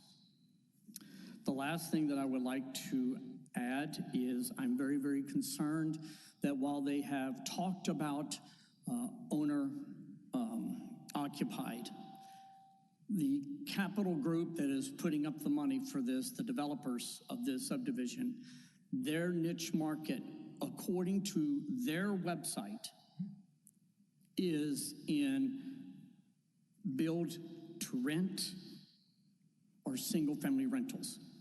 That's from their website. This was brought up to them at the community meeting 3 weeks ago, and we were told by these developers that that's no longer the case, that they did that during the housing crisis we had back in 2008 or so. So either one of two things have happened. Either A, they have not redone or modified their website in the last close to 20 years, or they have not been forthcoming on what exactly it is that they plan to do, that they have not been forthcoming in truthfulness to us as homeowners in the area and other folks who may be interested in this development. Thank you. Thank you. My name is James Stewart. I live at 8640 Riverwood Farms Parkway in the Riverwood community, which is right around the corner, directly across from the Riverwood Elementary School. The size homes are talking about, the average size home in the immediate neighborhoods is 2 to 3 lots per acre, and even at a generous size of 3.5, it's still not consistent with the immediate neighborhoods. The neighborhood that the developers showed as an example is over 2 miles away at Trinity and Erickson, which is not going, that neighborhood doesn't affect the traffic flow that's been discussed here. As a matter of, for the children walking to school, they do not qualify for bus service because of the close proximity to the school. North on Dexter Lane, no sidewalks. It's not safe to walk there as an adult, and these are elementary school age children. They would have to cross Dexter Lane, which is notorious for speeding already. It's highly congested. The only route they would be able to walk down Stern Lane is a couple of 100 yards that is currently designated as school buses only. No parental traffic. You cannot come up that drive to, drop off your kids. There's no regular traffic. It's just school buses up and down. There are no sidewalks on that walk. The entrance that the children are supposed to use is off of Riverwood Farms Parkway, and there's no safe way whatsoever to get from that development around the corner to the school. So these are issues that were not previously touched on.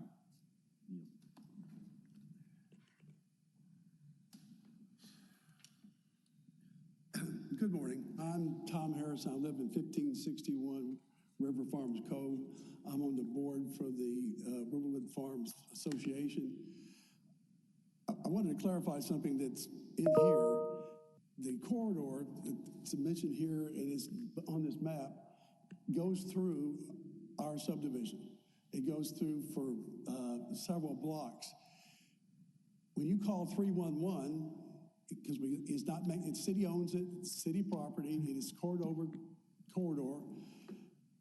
The city owns it, but when the 311 called about city maintaining that corridor, the 311 says they don't own it, they don't have any responsibility for it, and they don't maintain it, which causes us heartache because it goes right through our subdivision and it's not a maintained property and it's overgrown and whatever.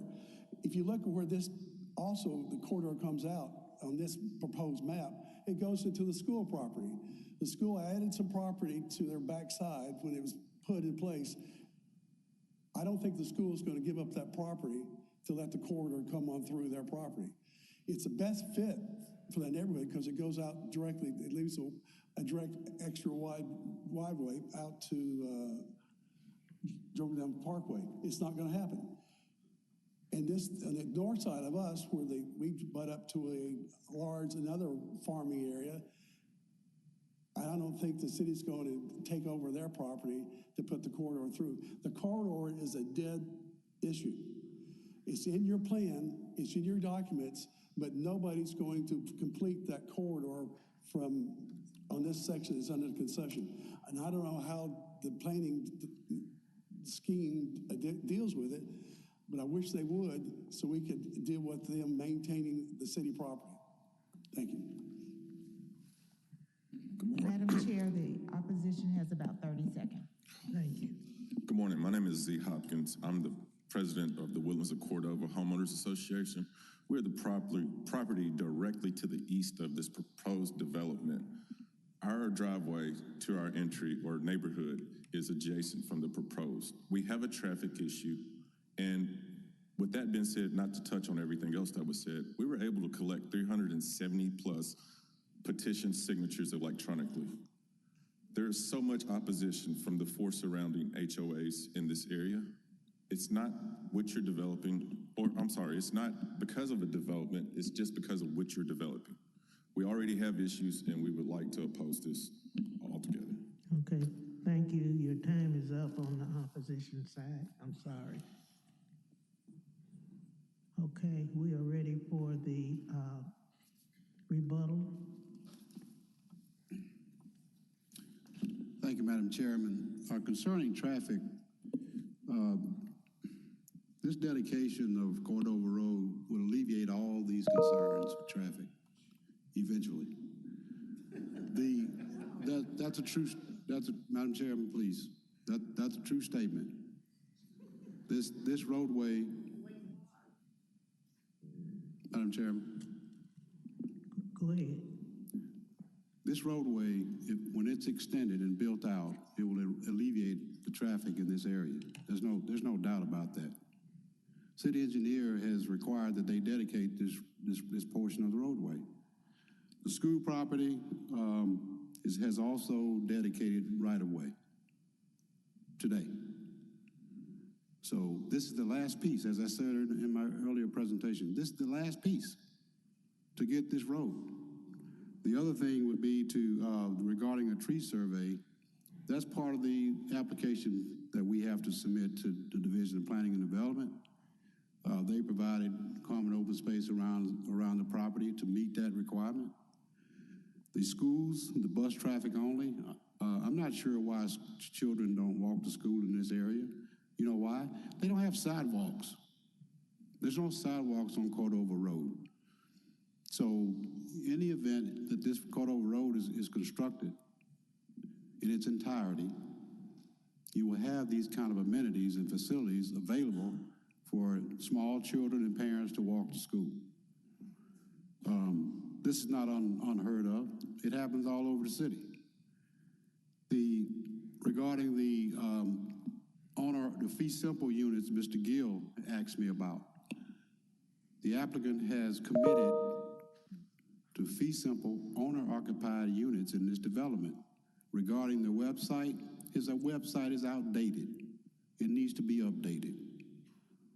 I mean, this is not a situation where the applicant has not committed to single-family residential owner-occupied fee simple homes. He's going to do that. Regarding the school property, we've addressed that. Regarding the ADT, the average daily traffic from this development, it is not 840 trips per day. It's more like 336.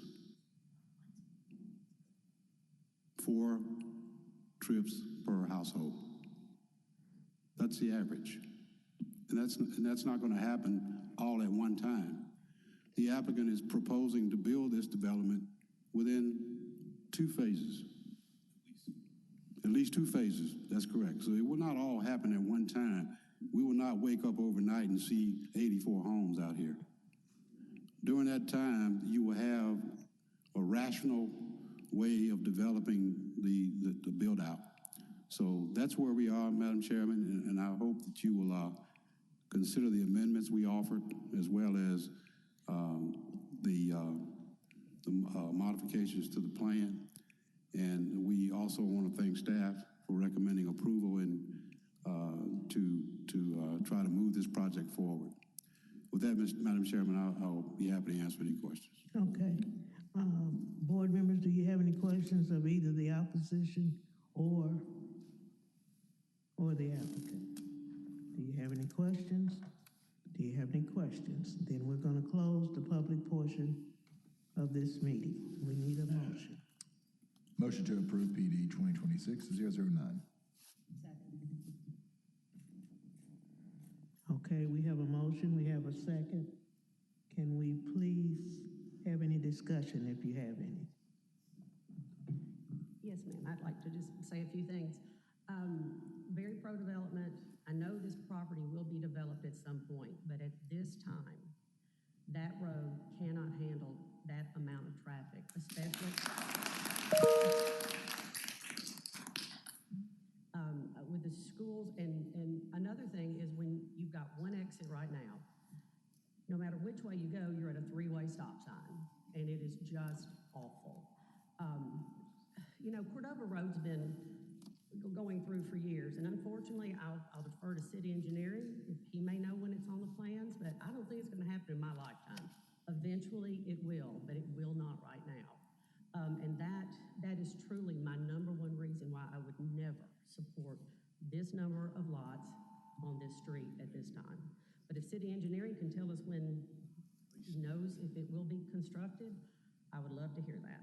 Thank you. Thank you. Anybody else? Any further discussion? Hearing none, I assume we're ready to vote. We will do a roll call. Yes, Madam Chair, and I did just want to ask, there were a couple of amendments that the applicant had mentioned. We are not in support of those amendments, and I just wanted to make sure that there wasn't any need to discuss those. Okay. All right. Okay. Mr. Gill? No. Mr. Norman? No. Ms. Wilbanks? No. Ms. Scurlock? No. Ms. Tolbert? No. Mr. Orgel? No. Vice Chair Lyles Wallace? No. And Chair Sharp? No. Motion fails. Item number 14, PD 2026-012, formerly known as Z 2026-003, unincorporated Shelby County, new industrial plan development located at 0 Pisgah Road.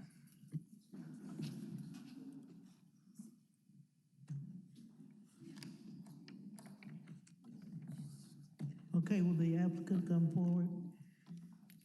Give us your name and address, and then we'll hear the case.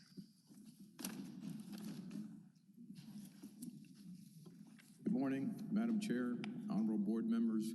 Dedrick Brittenham, 3385 Airways Boulevard, Suite 229 here in Memphis, representing the applicant. We're present. Thank you. Thank you. Okay, we're ready for the presentation. Christian with DPD. I'll be presenting this case, case number PD 2026-012. This case was previously, or not this exact case, but this property was previously in front of this body in May as a rezoning request, Z 2026-003. But this case was remanded back to the board by County Commission to be processed as a plan development. The applicant is here with us today, Bo Chambliss, represented by Mr. Brittenham. And the property is located at Pisgah Road, and the request is now a plan development to allow industrial uses. I'll be pretty brief with the background of this, as you're all pretty familiar with the location, but we did resend public notices on July 24th, and I will note that we did receive a letter of opposition after the deadline, so it's not in the report, but I did want to mention that. The property is currently vacant, but it's surrounded by mostly residential uses and some civic uses. Mount Pisgah Middle School is not too far south of this area. Here's some photos of the property. Here is the concept plan that was submitted by the applicant's team. As you can see, there are a total of 6 proposed access points, 3 on either the west and eastern side of the property. And there are, in this concept plan, some unmarked structures that have been proposed. This is just a zoomed out rendering of the plan that shows the location of the floodplain and Grace Creek and some easements.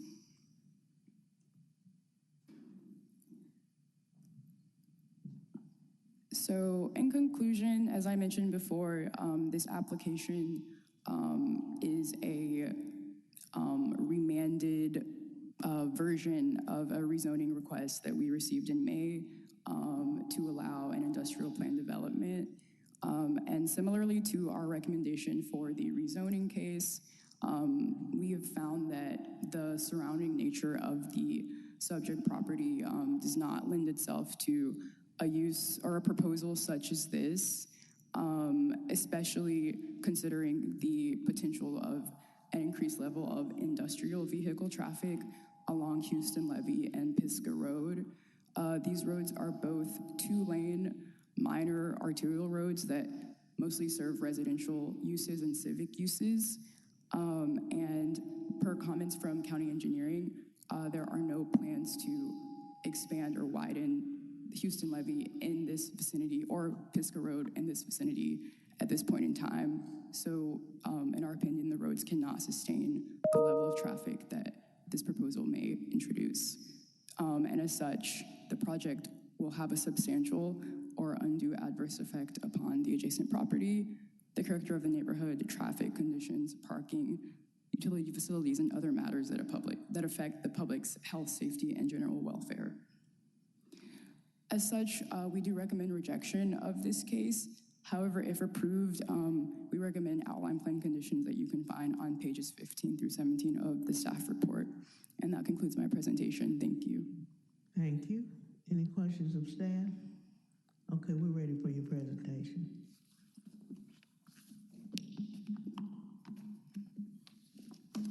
Again, hello, Madam Chair. Good morning to all. I'd like to do a quick introduction. My name's Dedrick Brittenham. As I stated earlier, I'm representing the applicant. And as part of the development team, and Mr. Bo Chambliss, who's going to make a presentation, and his colleague is Chapman Brown. And we also have now joining the development team, Cindy Reeves. The reason we're back here today is because Commissioner Mills represents this particular area. Commissioner Mills wanted us to return to the Land Use Control Board for consideration of a planned development. This site is about jobs. This is an employment site.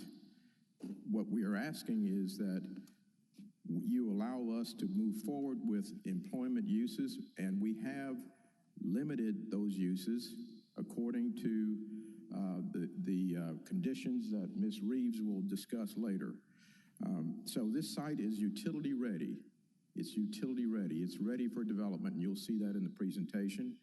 And as far as the traffic is concerned, this area and most of Shelby County, since development has been going on, it's development-driven widening, development-driven improvements. So we'd like you to see the presentation now, and Mr. Chambliss will conduct that, please. Thank you.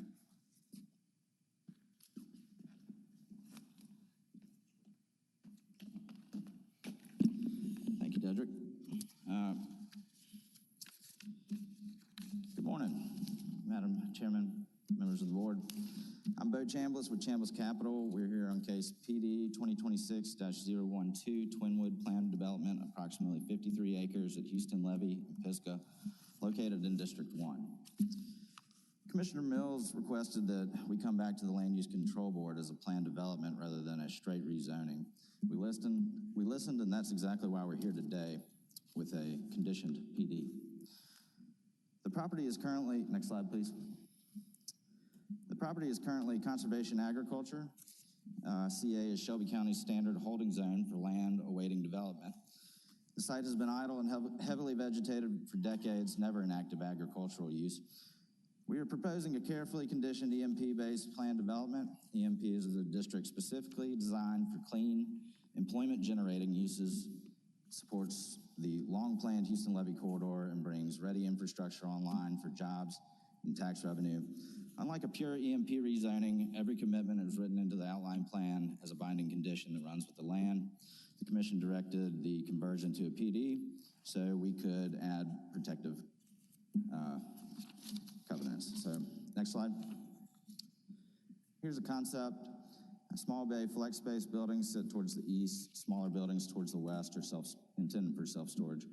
A proven transitional use. Access points are shown conceptually. Landscape buffers run along both frontages. Final access locations and numbers remain under county engineer control. Next slide. Chambliss Capital is a locally based Memphis development company focused on careful, long horizon investment in Shelby County. I live within a half mile of this site, and I intend to remain a long-term steward. The property is a historic Wood family tract, 53 acres held for generations, and one of the last large unbuilt parcels along Houston Levee east of Morning Sun. It is sat vacant, waiting for the corridor to mature. Next slide. 3 facts decide this case. The first, the corridor is designated, and already being improved through the same developer-driven process used on this stretch of Houston Levee. Second, the infrastructure EMP needs is already in the ground. Third, the immediate neighborhood is overwhelmingly vacant, not residential. Every adopted plan points in the same direction. Next slide. We acknowledge the county engineer's comment that no public widening project is currently funded in the short term, CIP or TIP, for this segment, and that's accurate. However, localized segment widening is already occurring on this corridor through developer mandates.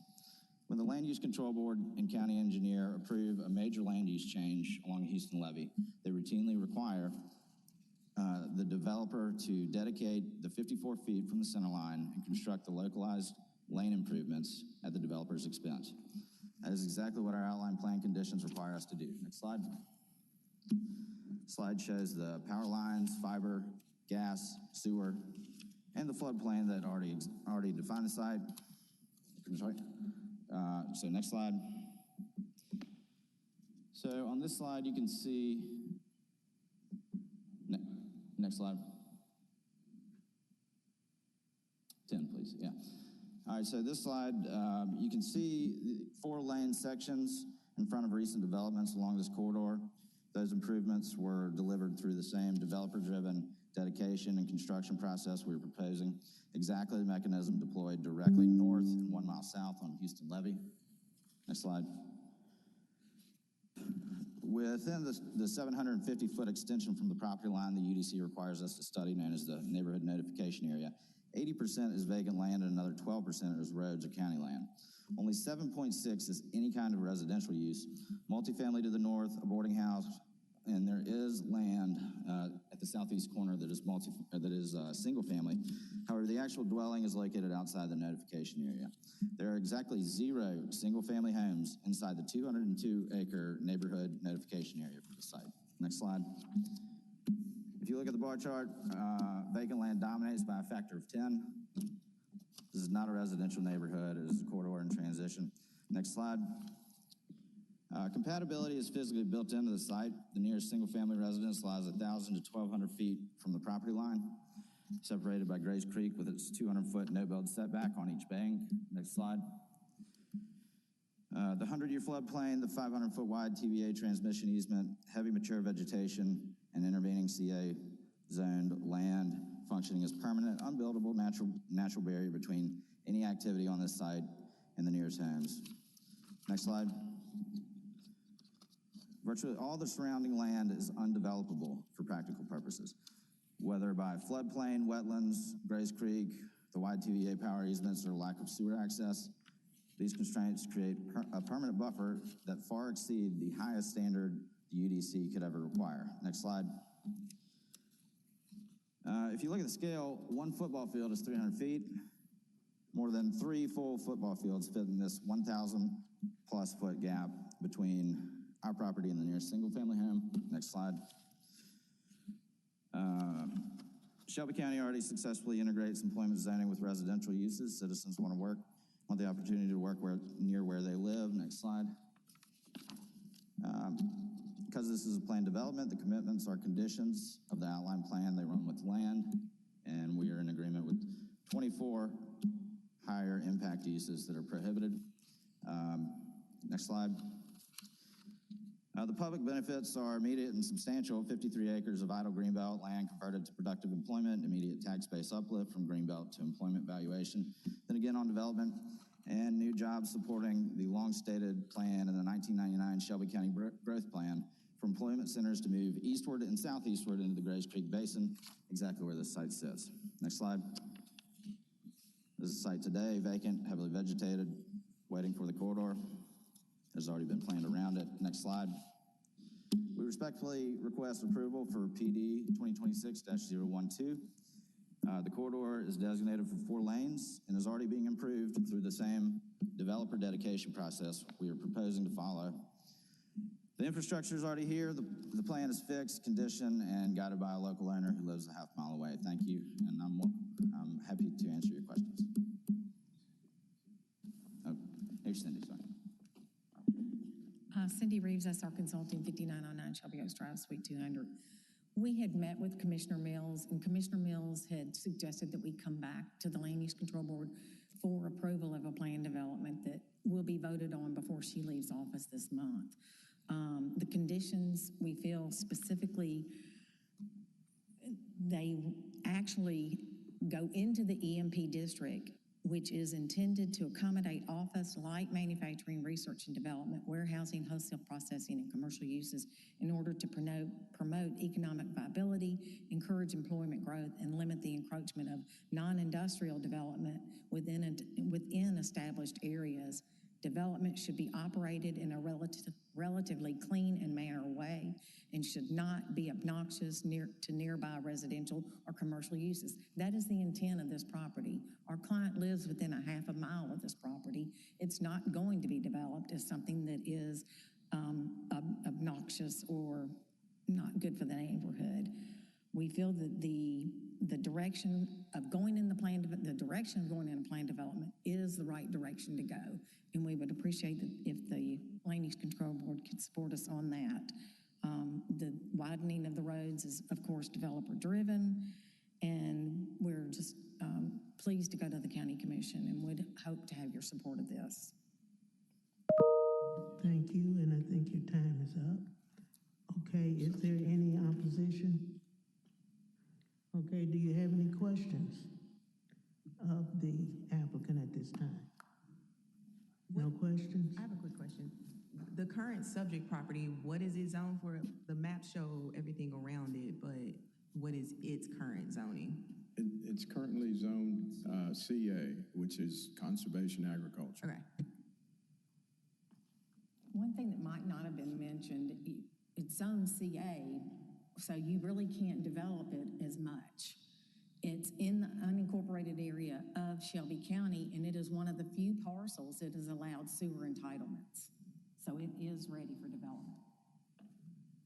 Anybody else, any other questions? Okay, we're gonna close the public portion of this meeting.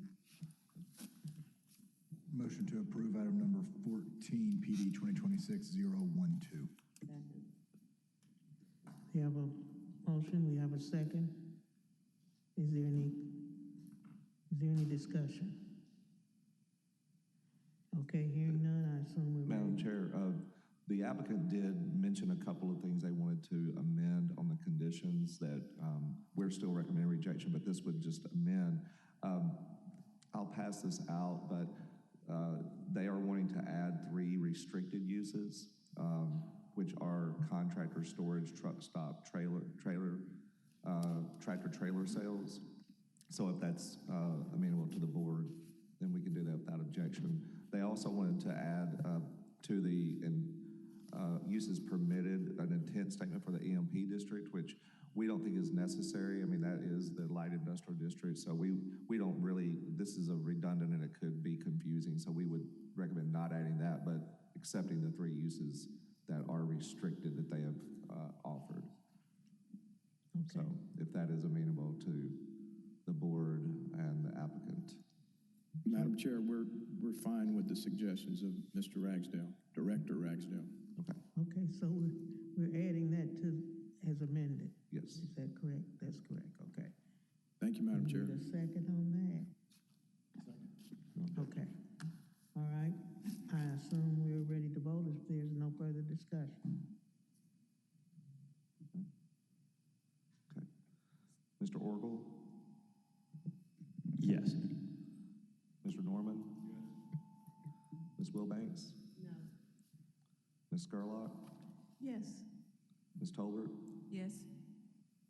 Mr. Gill? Yes. Vice Chair Lyles Wallace? No. And Chair Sharp? No. Motion carries. Okay, thank you.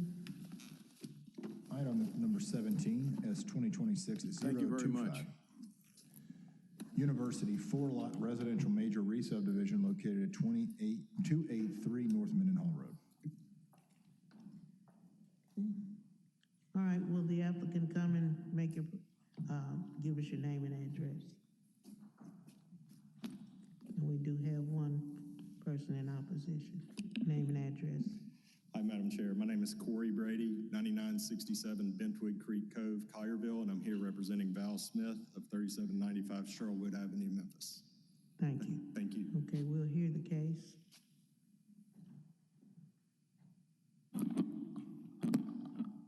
Good morning again. Kendra Cobbs, Division of Planning and Development.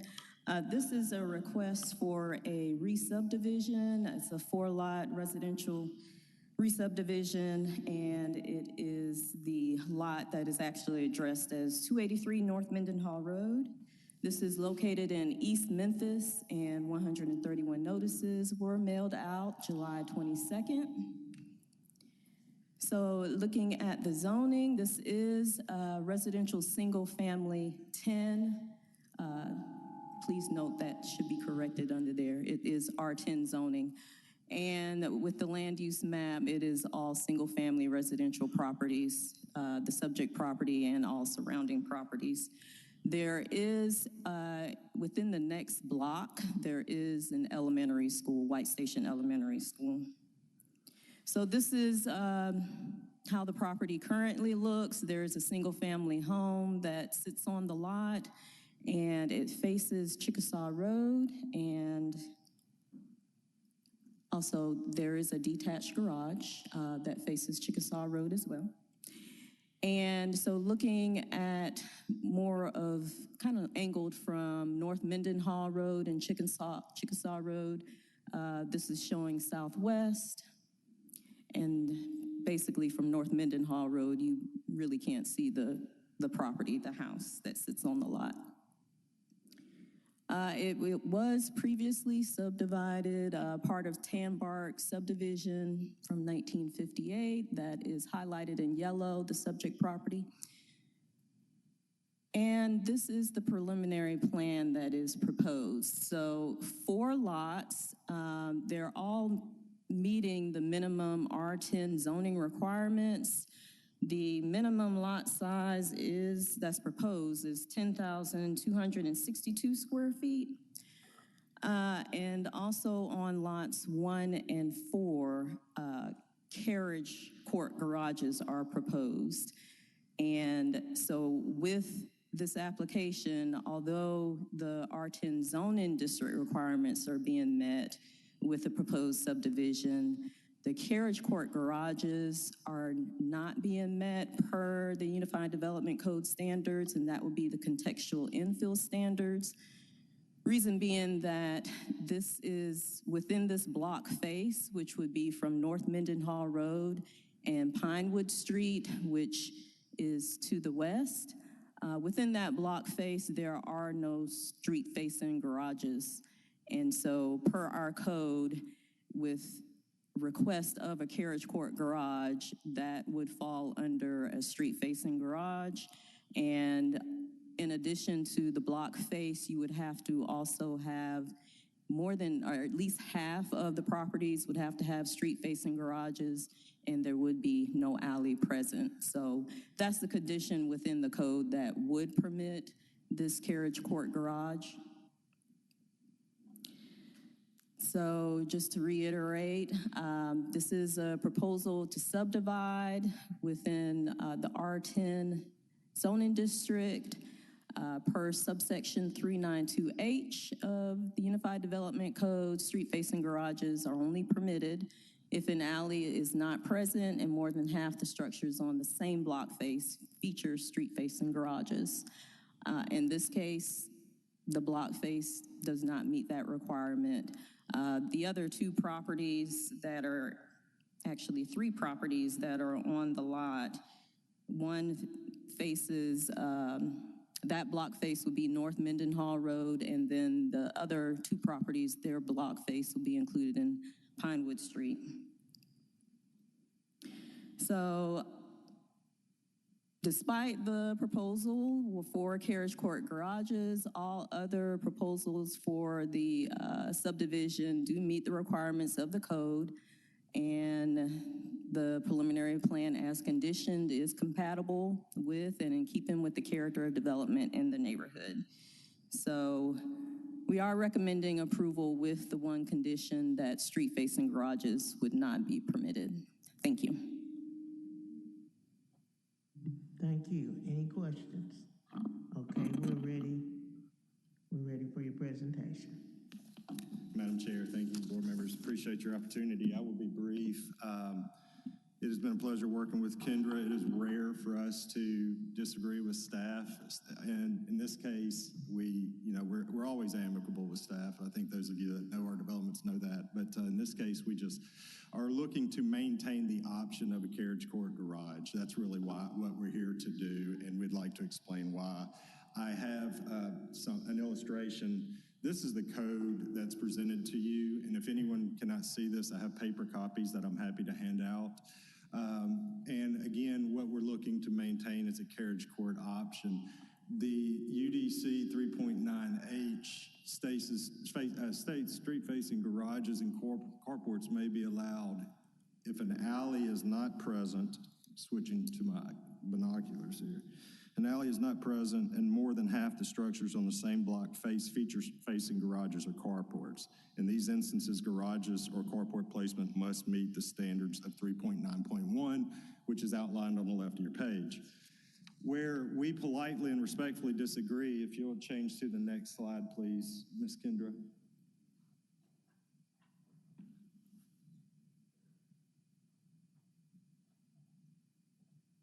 Bear with us, I believe we're having some technical difficulties.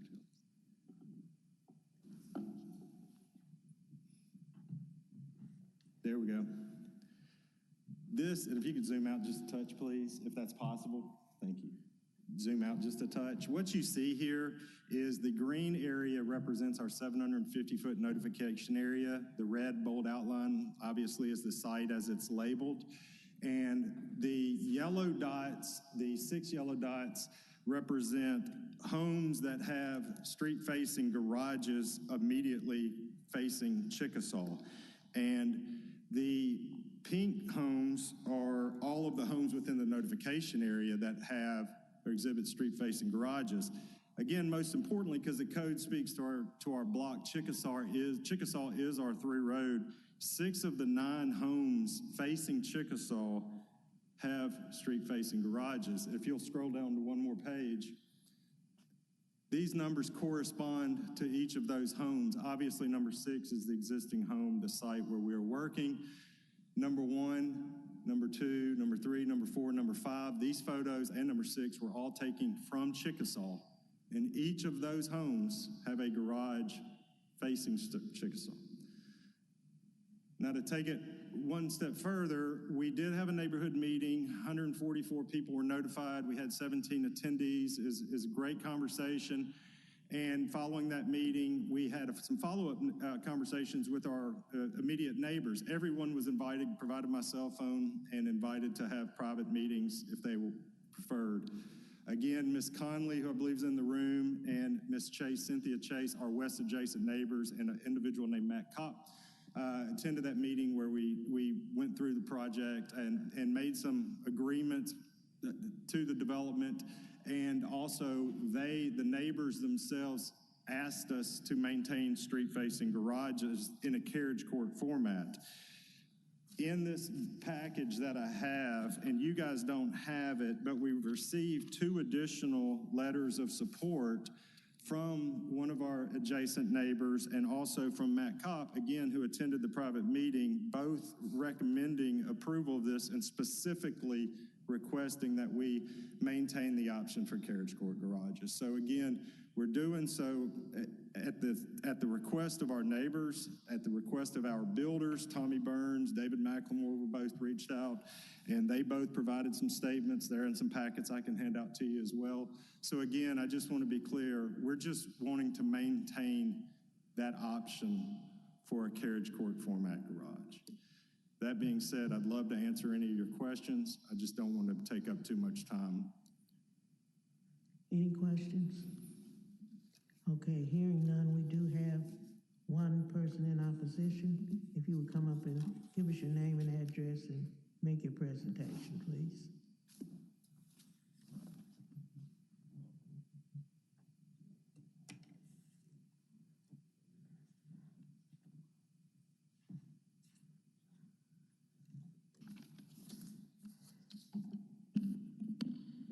Good morning. I'm a little bit nervous, so I'm going to read this, if that's okay. And I would like to ask a question. It seems that the process is the builder speaks, the people speak, and then the builder gets to speak again. Do the people get to speak again? No. No, okay. I was not sure about that. Okay. Good morning, members of the board. Okay, we need your name and address.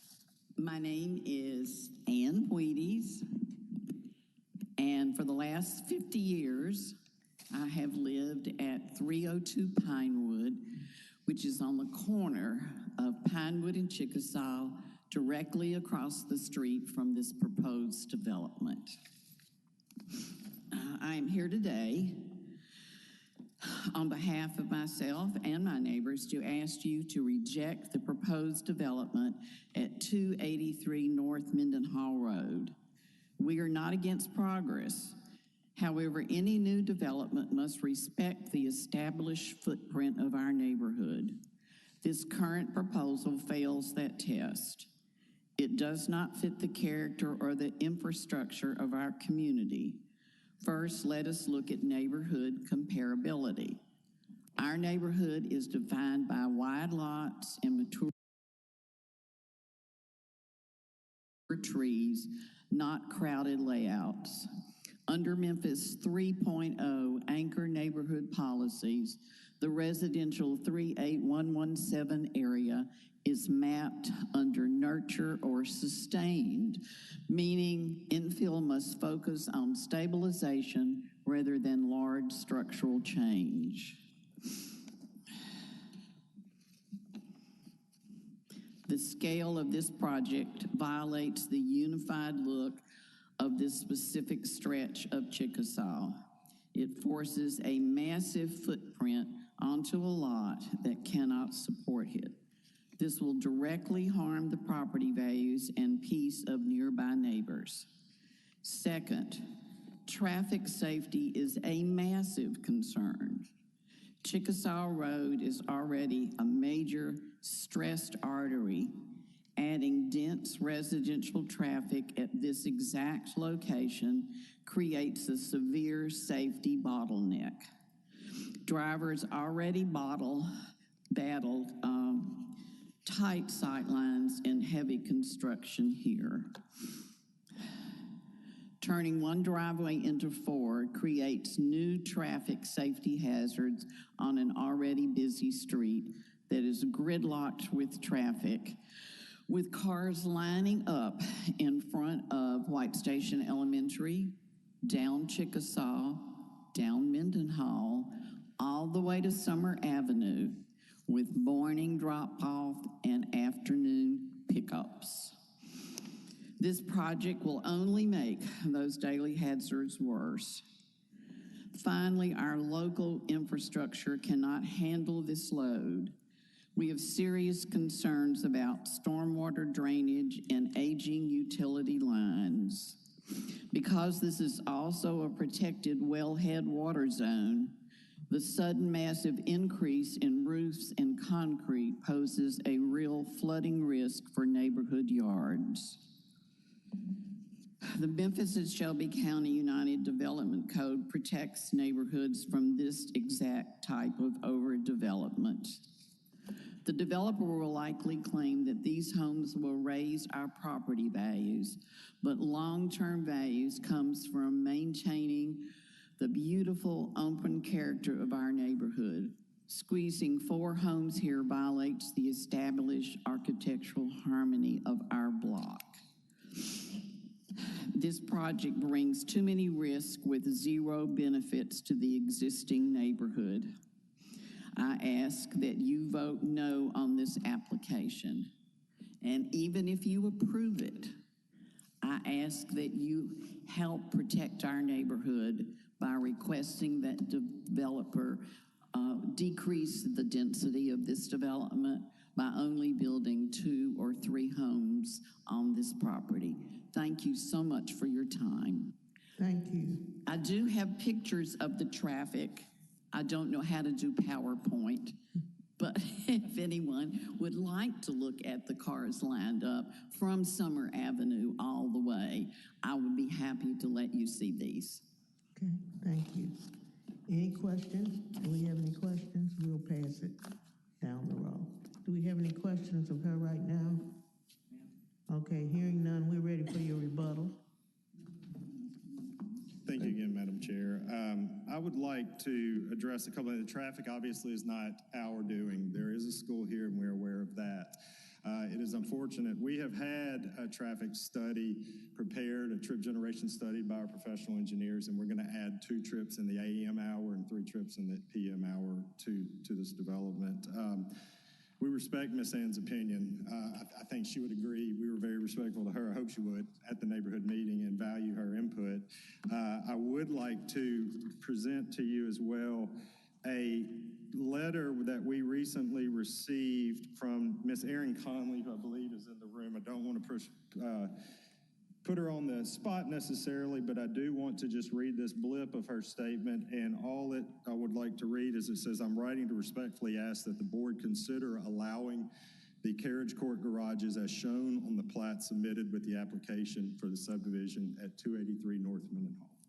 I'd also like to report a second letter of statement that came in after the deadline cut off from Mr. Matt Kopp, that he lists all of the various things that we've added in addition to our regional plan, enlarged setbacks, deepened setbacks from the street. But he also says, however, while I do support the developer's efforts to accommodate the neighbor's request, I disagree with planning staff assessment that carriage court garages do not meet the contextual infill requirements of EDC 3.92, and approval is recommended with the condition that garages be set back. Within the neighborhood on similarly sized lots, including along Chickasaw Road, there is a precedent of street-facing garage doors less than 100 feet from the line. So all that being said, again, as Ms. Cobb has summarized, the proposed development does meet the intent of Memphis 3.0. It adheres to the R10 zoning district. And again, all we're doing is asking if we could maintain the option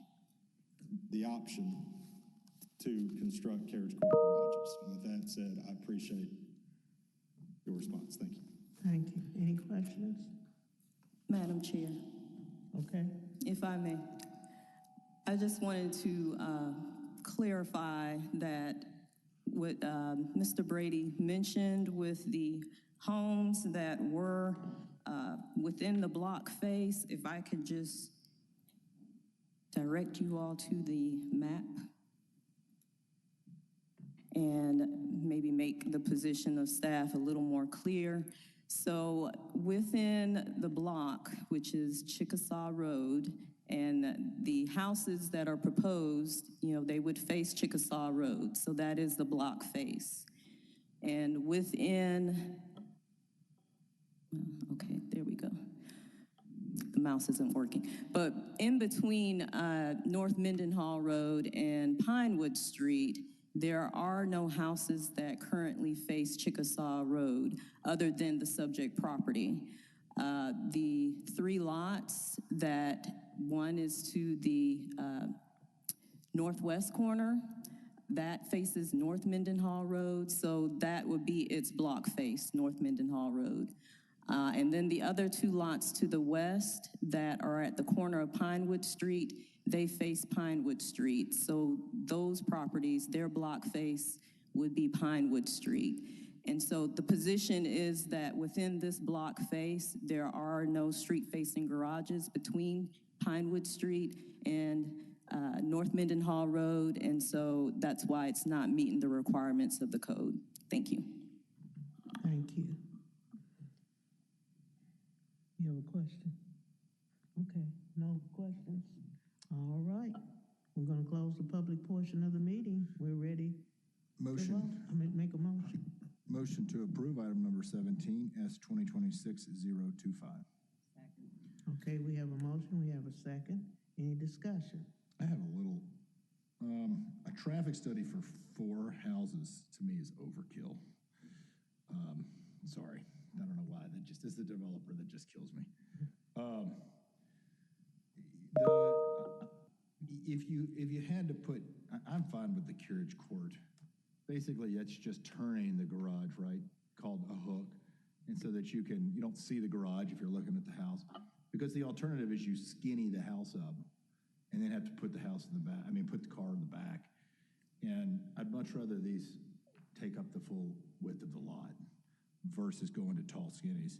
So I am personally fine with the carriage court and the current approval. For 4 houses, seems pretty easy. Okay, anybody else? Any further discussion? Okay, hearing none, I assume we're ready to vote.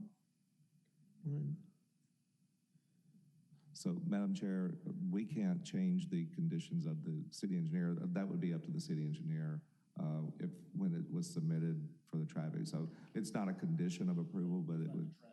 Correct, yes. No big deal. I just thought traffic study for 4 houses just seems like 100 houses I get, 80 even, 50. Yeah, it would be a trip. That's okay. But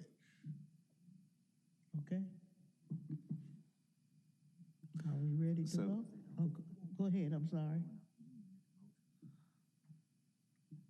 You want me to make a motion with with the carriage court real quick and see? Yes, well, I was going to mention, the width of the lot, you mentioned tall, skinny as well, but the width of the lots are fairly wide, but it's like 65 feet, but was that something that you wanted to discuss further? Because no, I am fine with the condition of using the carriage court. But currently it does not allow it, so our position is that we would not allow it, so unless there's a motion to change that. So right now, they'd have to put the car behind the house. Correct. And as Ms. Cobb's mentioned, like the street-facing garages that were shown, those are actually side street garages. They're not actually the primary street garages. So just for clarity. You consider the primary street Chickasaw over Mendenhall? For these would be Chickasaw. Correct. I mean, I think there are other hooks and street-facing garages in the neighborhood. I am personally fine, but the board can do what it wants to do. But did you say that you can't do it? You can't? Well, the board could discuss that if you wanted to discuss it, but at this point, our conditions do not allow it. So. I'll make a motion to allow for carriage court garages in this development. I'll second it. Okay. So I have a motion and a second to add a condition. Is there any objection to that? Objection to adding the condition or objection to the carriage court garages? To adding the condition? Nope. Okay. Any So objection? hearing none, I'm ready to vote. Yes. Ms. Gerlach? Yes. Ms. Wilbanks? Yes. Mr. Norman? Yes. Mr. Gill? Yes. Mr. Orgel? Yes. Ms. Tolbert? No. Vice Chair Lyles Wallace? Yes. And Chair Sharp? Yes. Motion carries. Thank you. Item number 23, SUP 2026-014, University Special Use Permit to allow car wash in the Commercial Mixed Use 1, CMU 1 district located at 2451 Summer Avenue. Okay, would the applicant please come? Give us your name and address. And then we'll have a short presentation.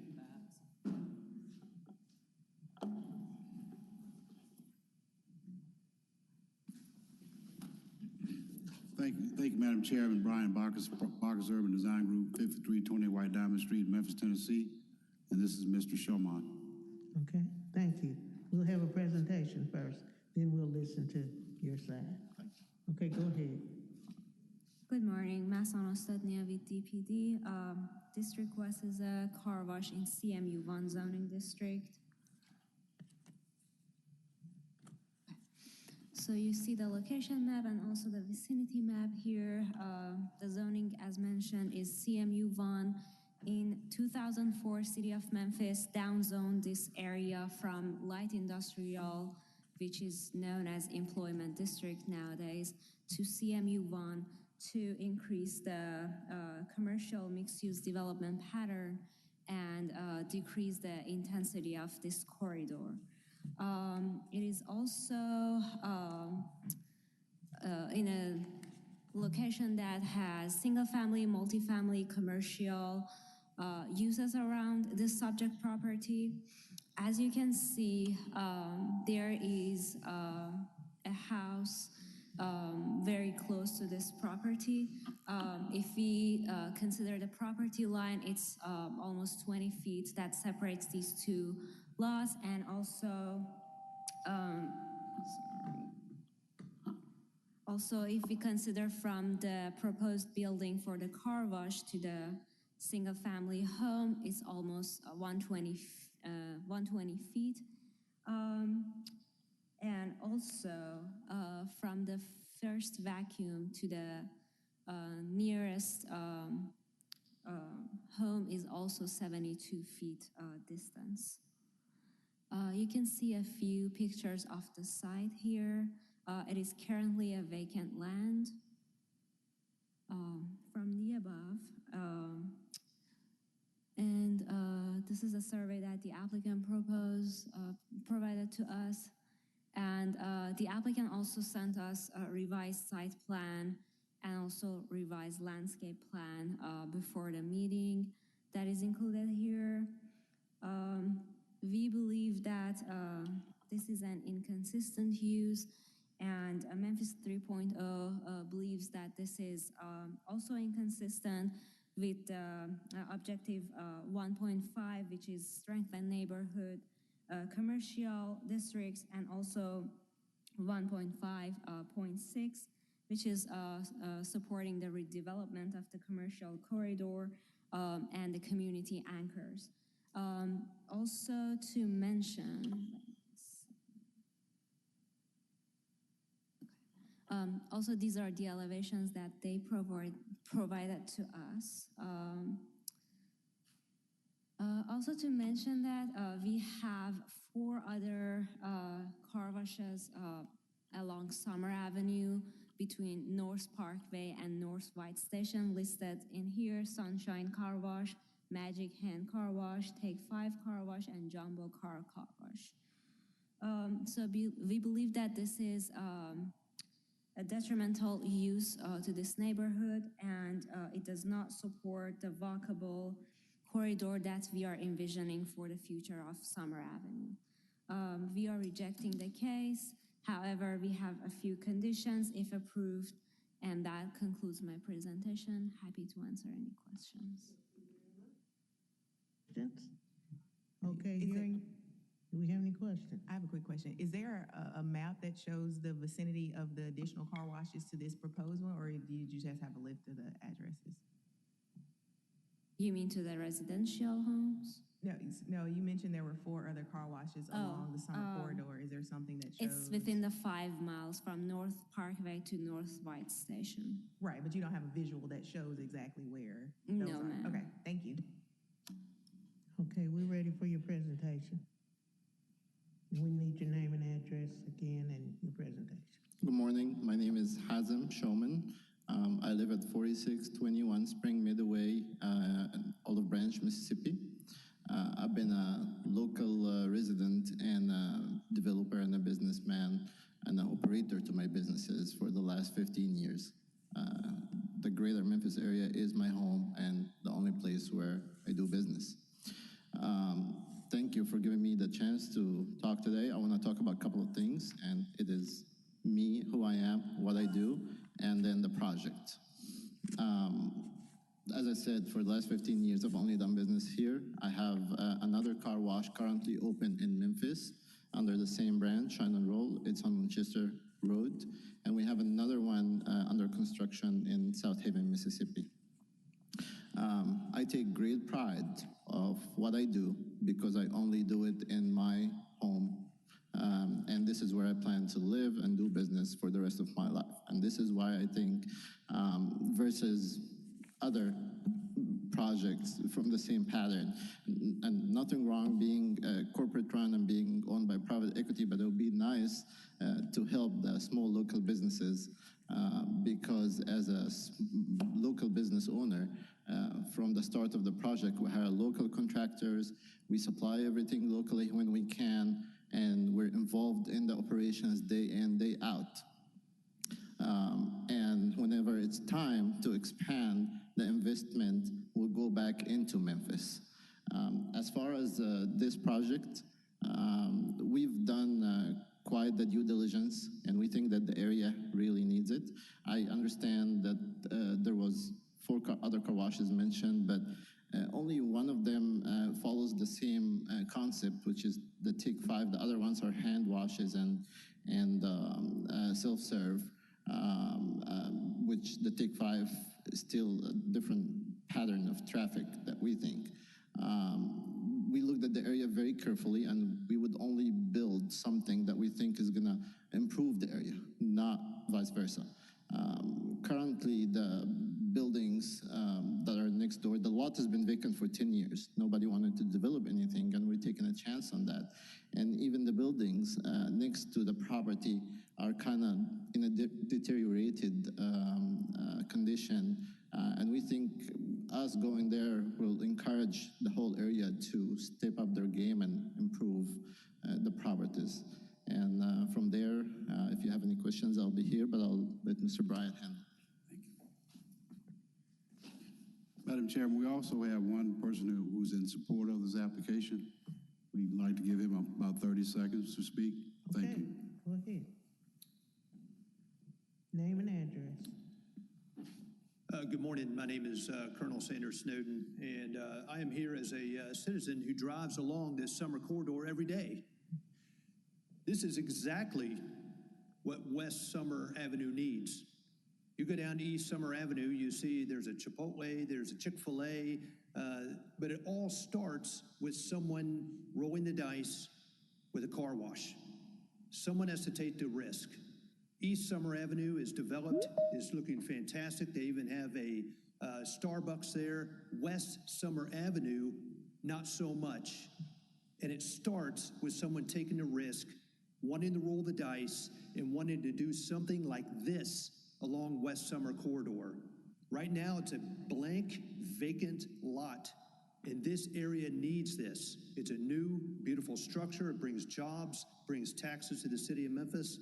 And this is a site, if you look at the way that you can make it work, as it said, you can do a little bit of design change, you can do a little bit of the noise.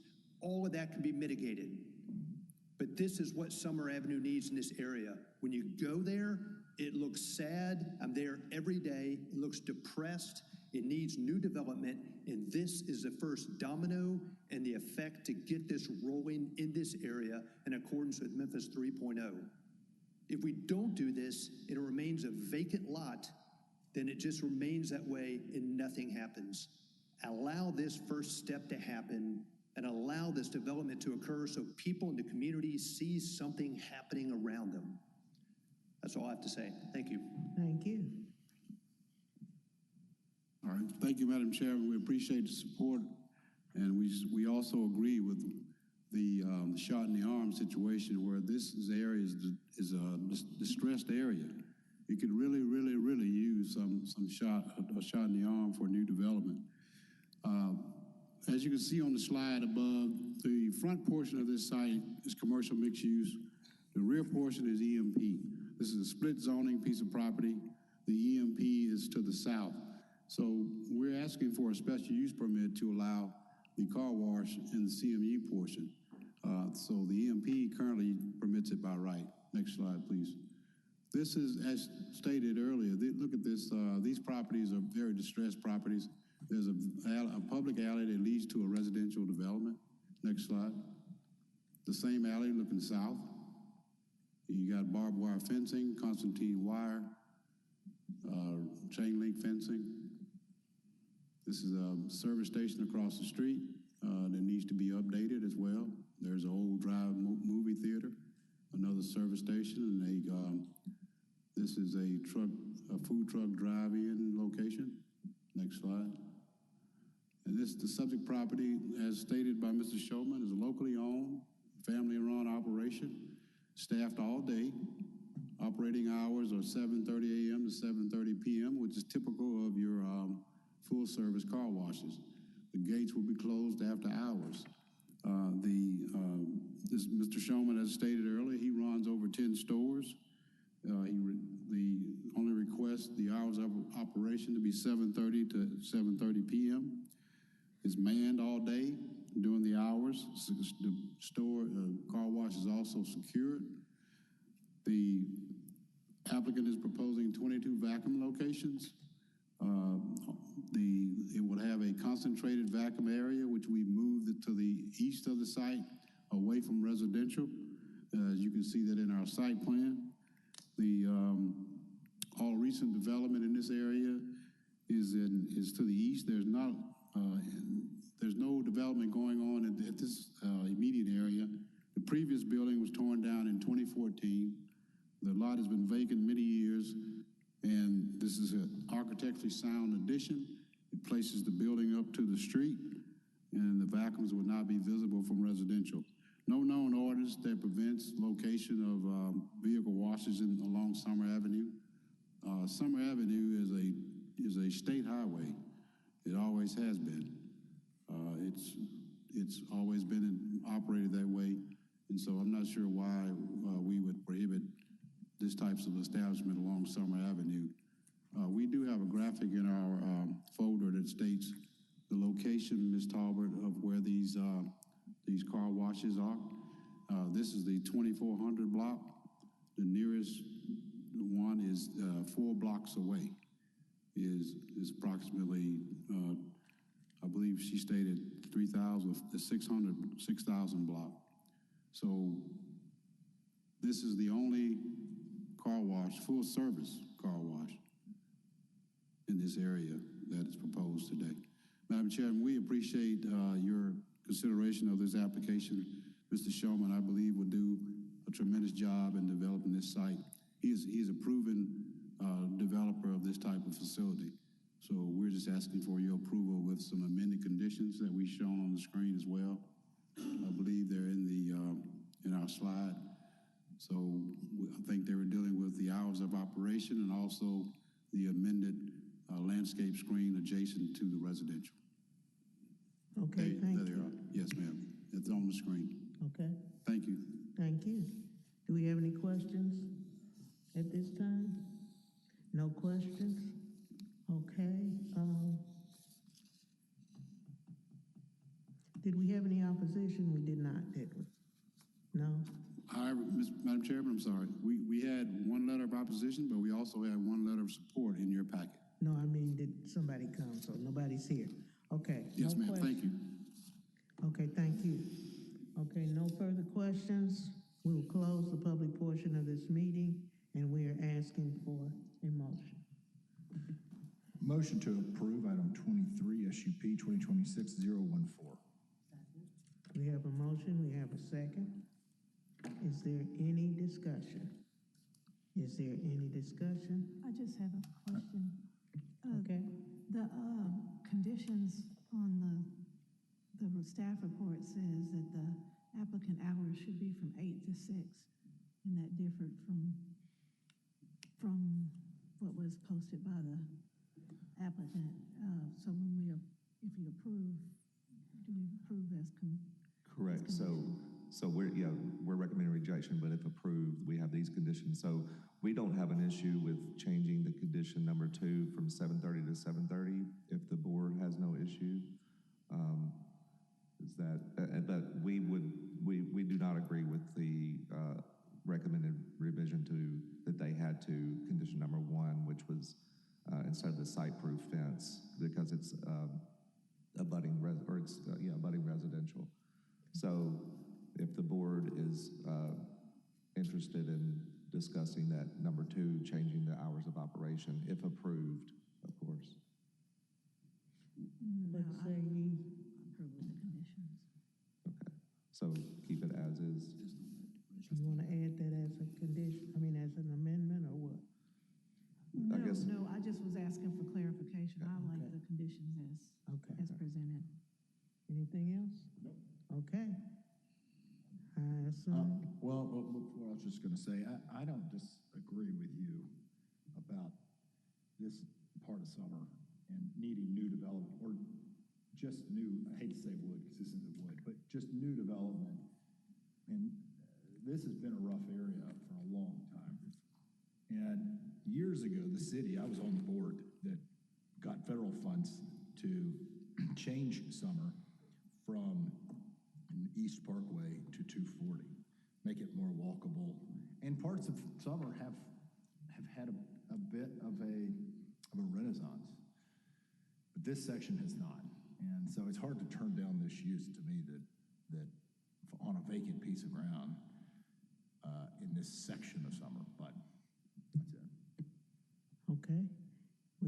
Go ahead. Madam Chair, but there's one other condition regarding the landscaping that Mr. Madam Ragsdale Chair, I mentioned. think we want to open the public portion again because we've already closed it. So if the board's okay to. What say the board? Do you want to open the public portion again? Or do we have enough to go ahead and vote? No. Just a clarification.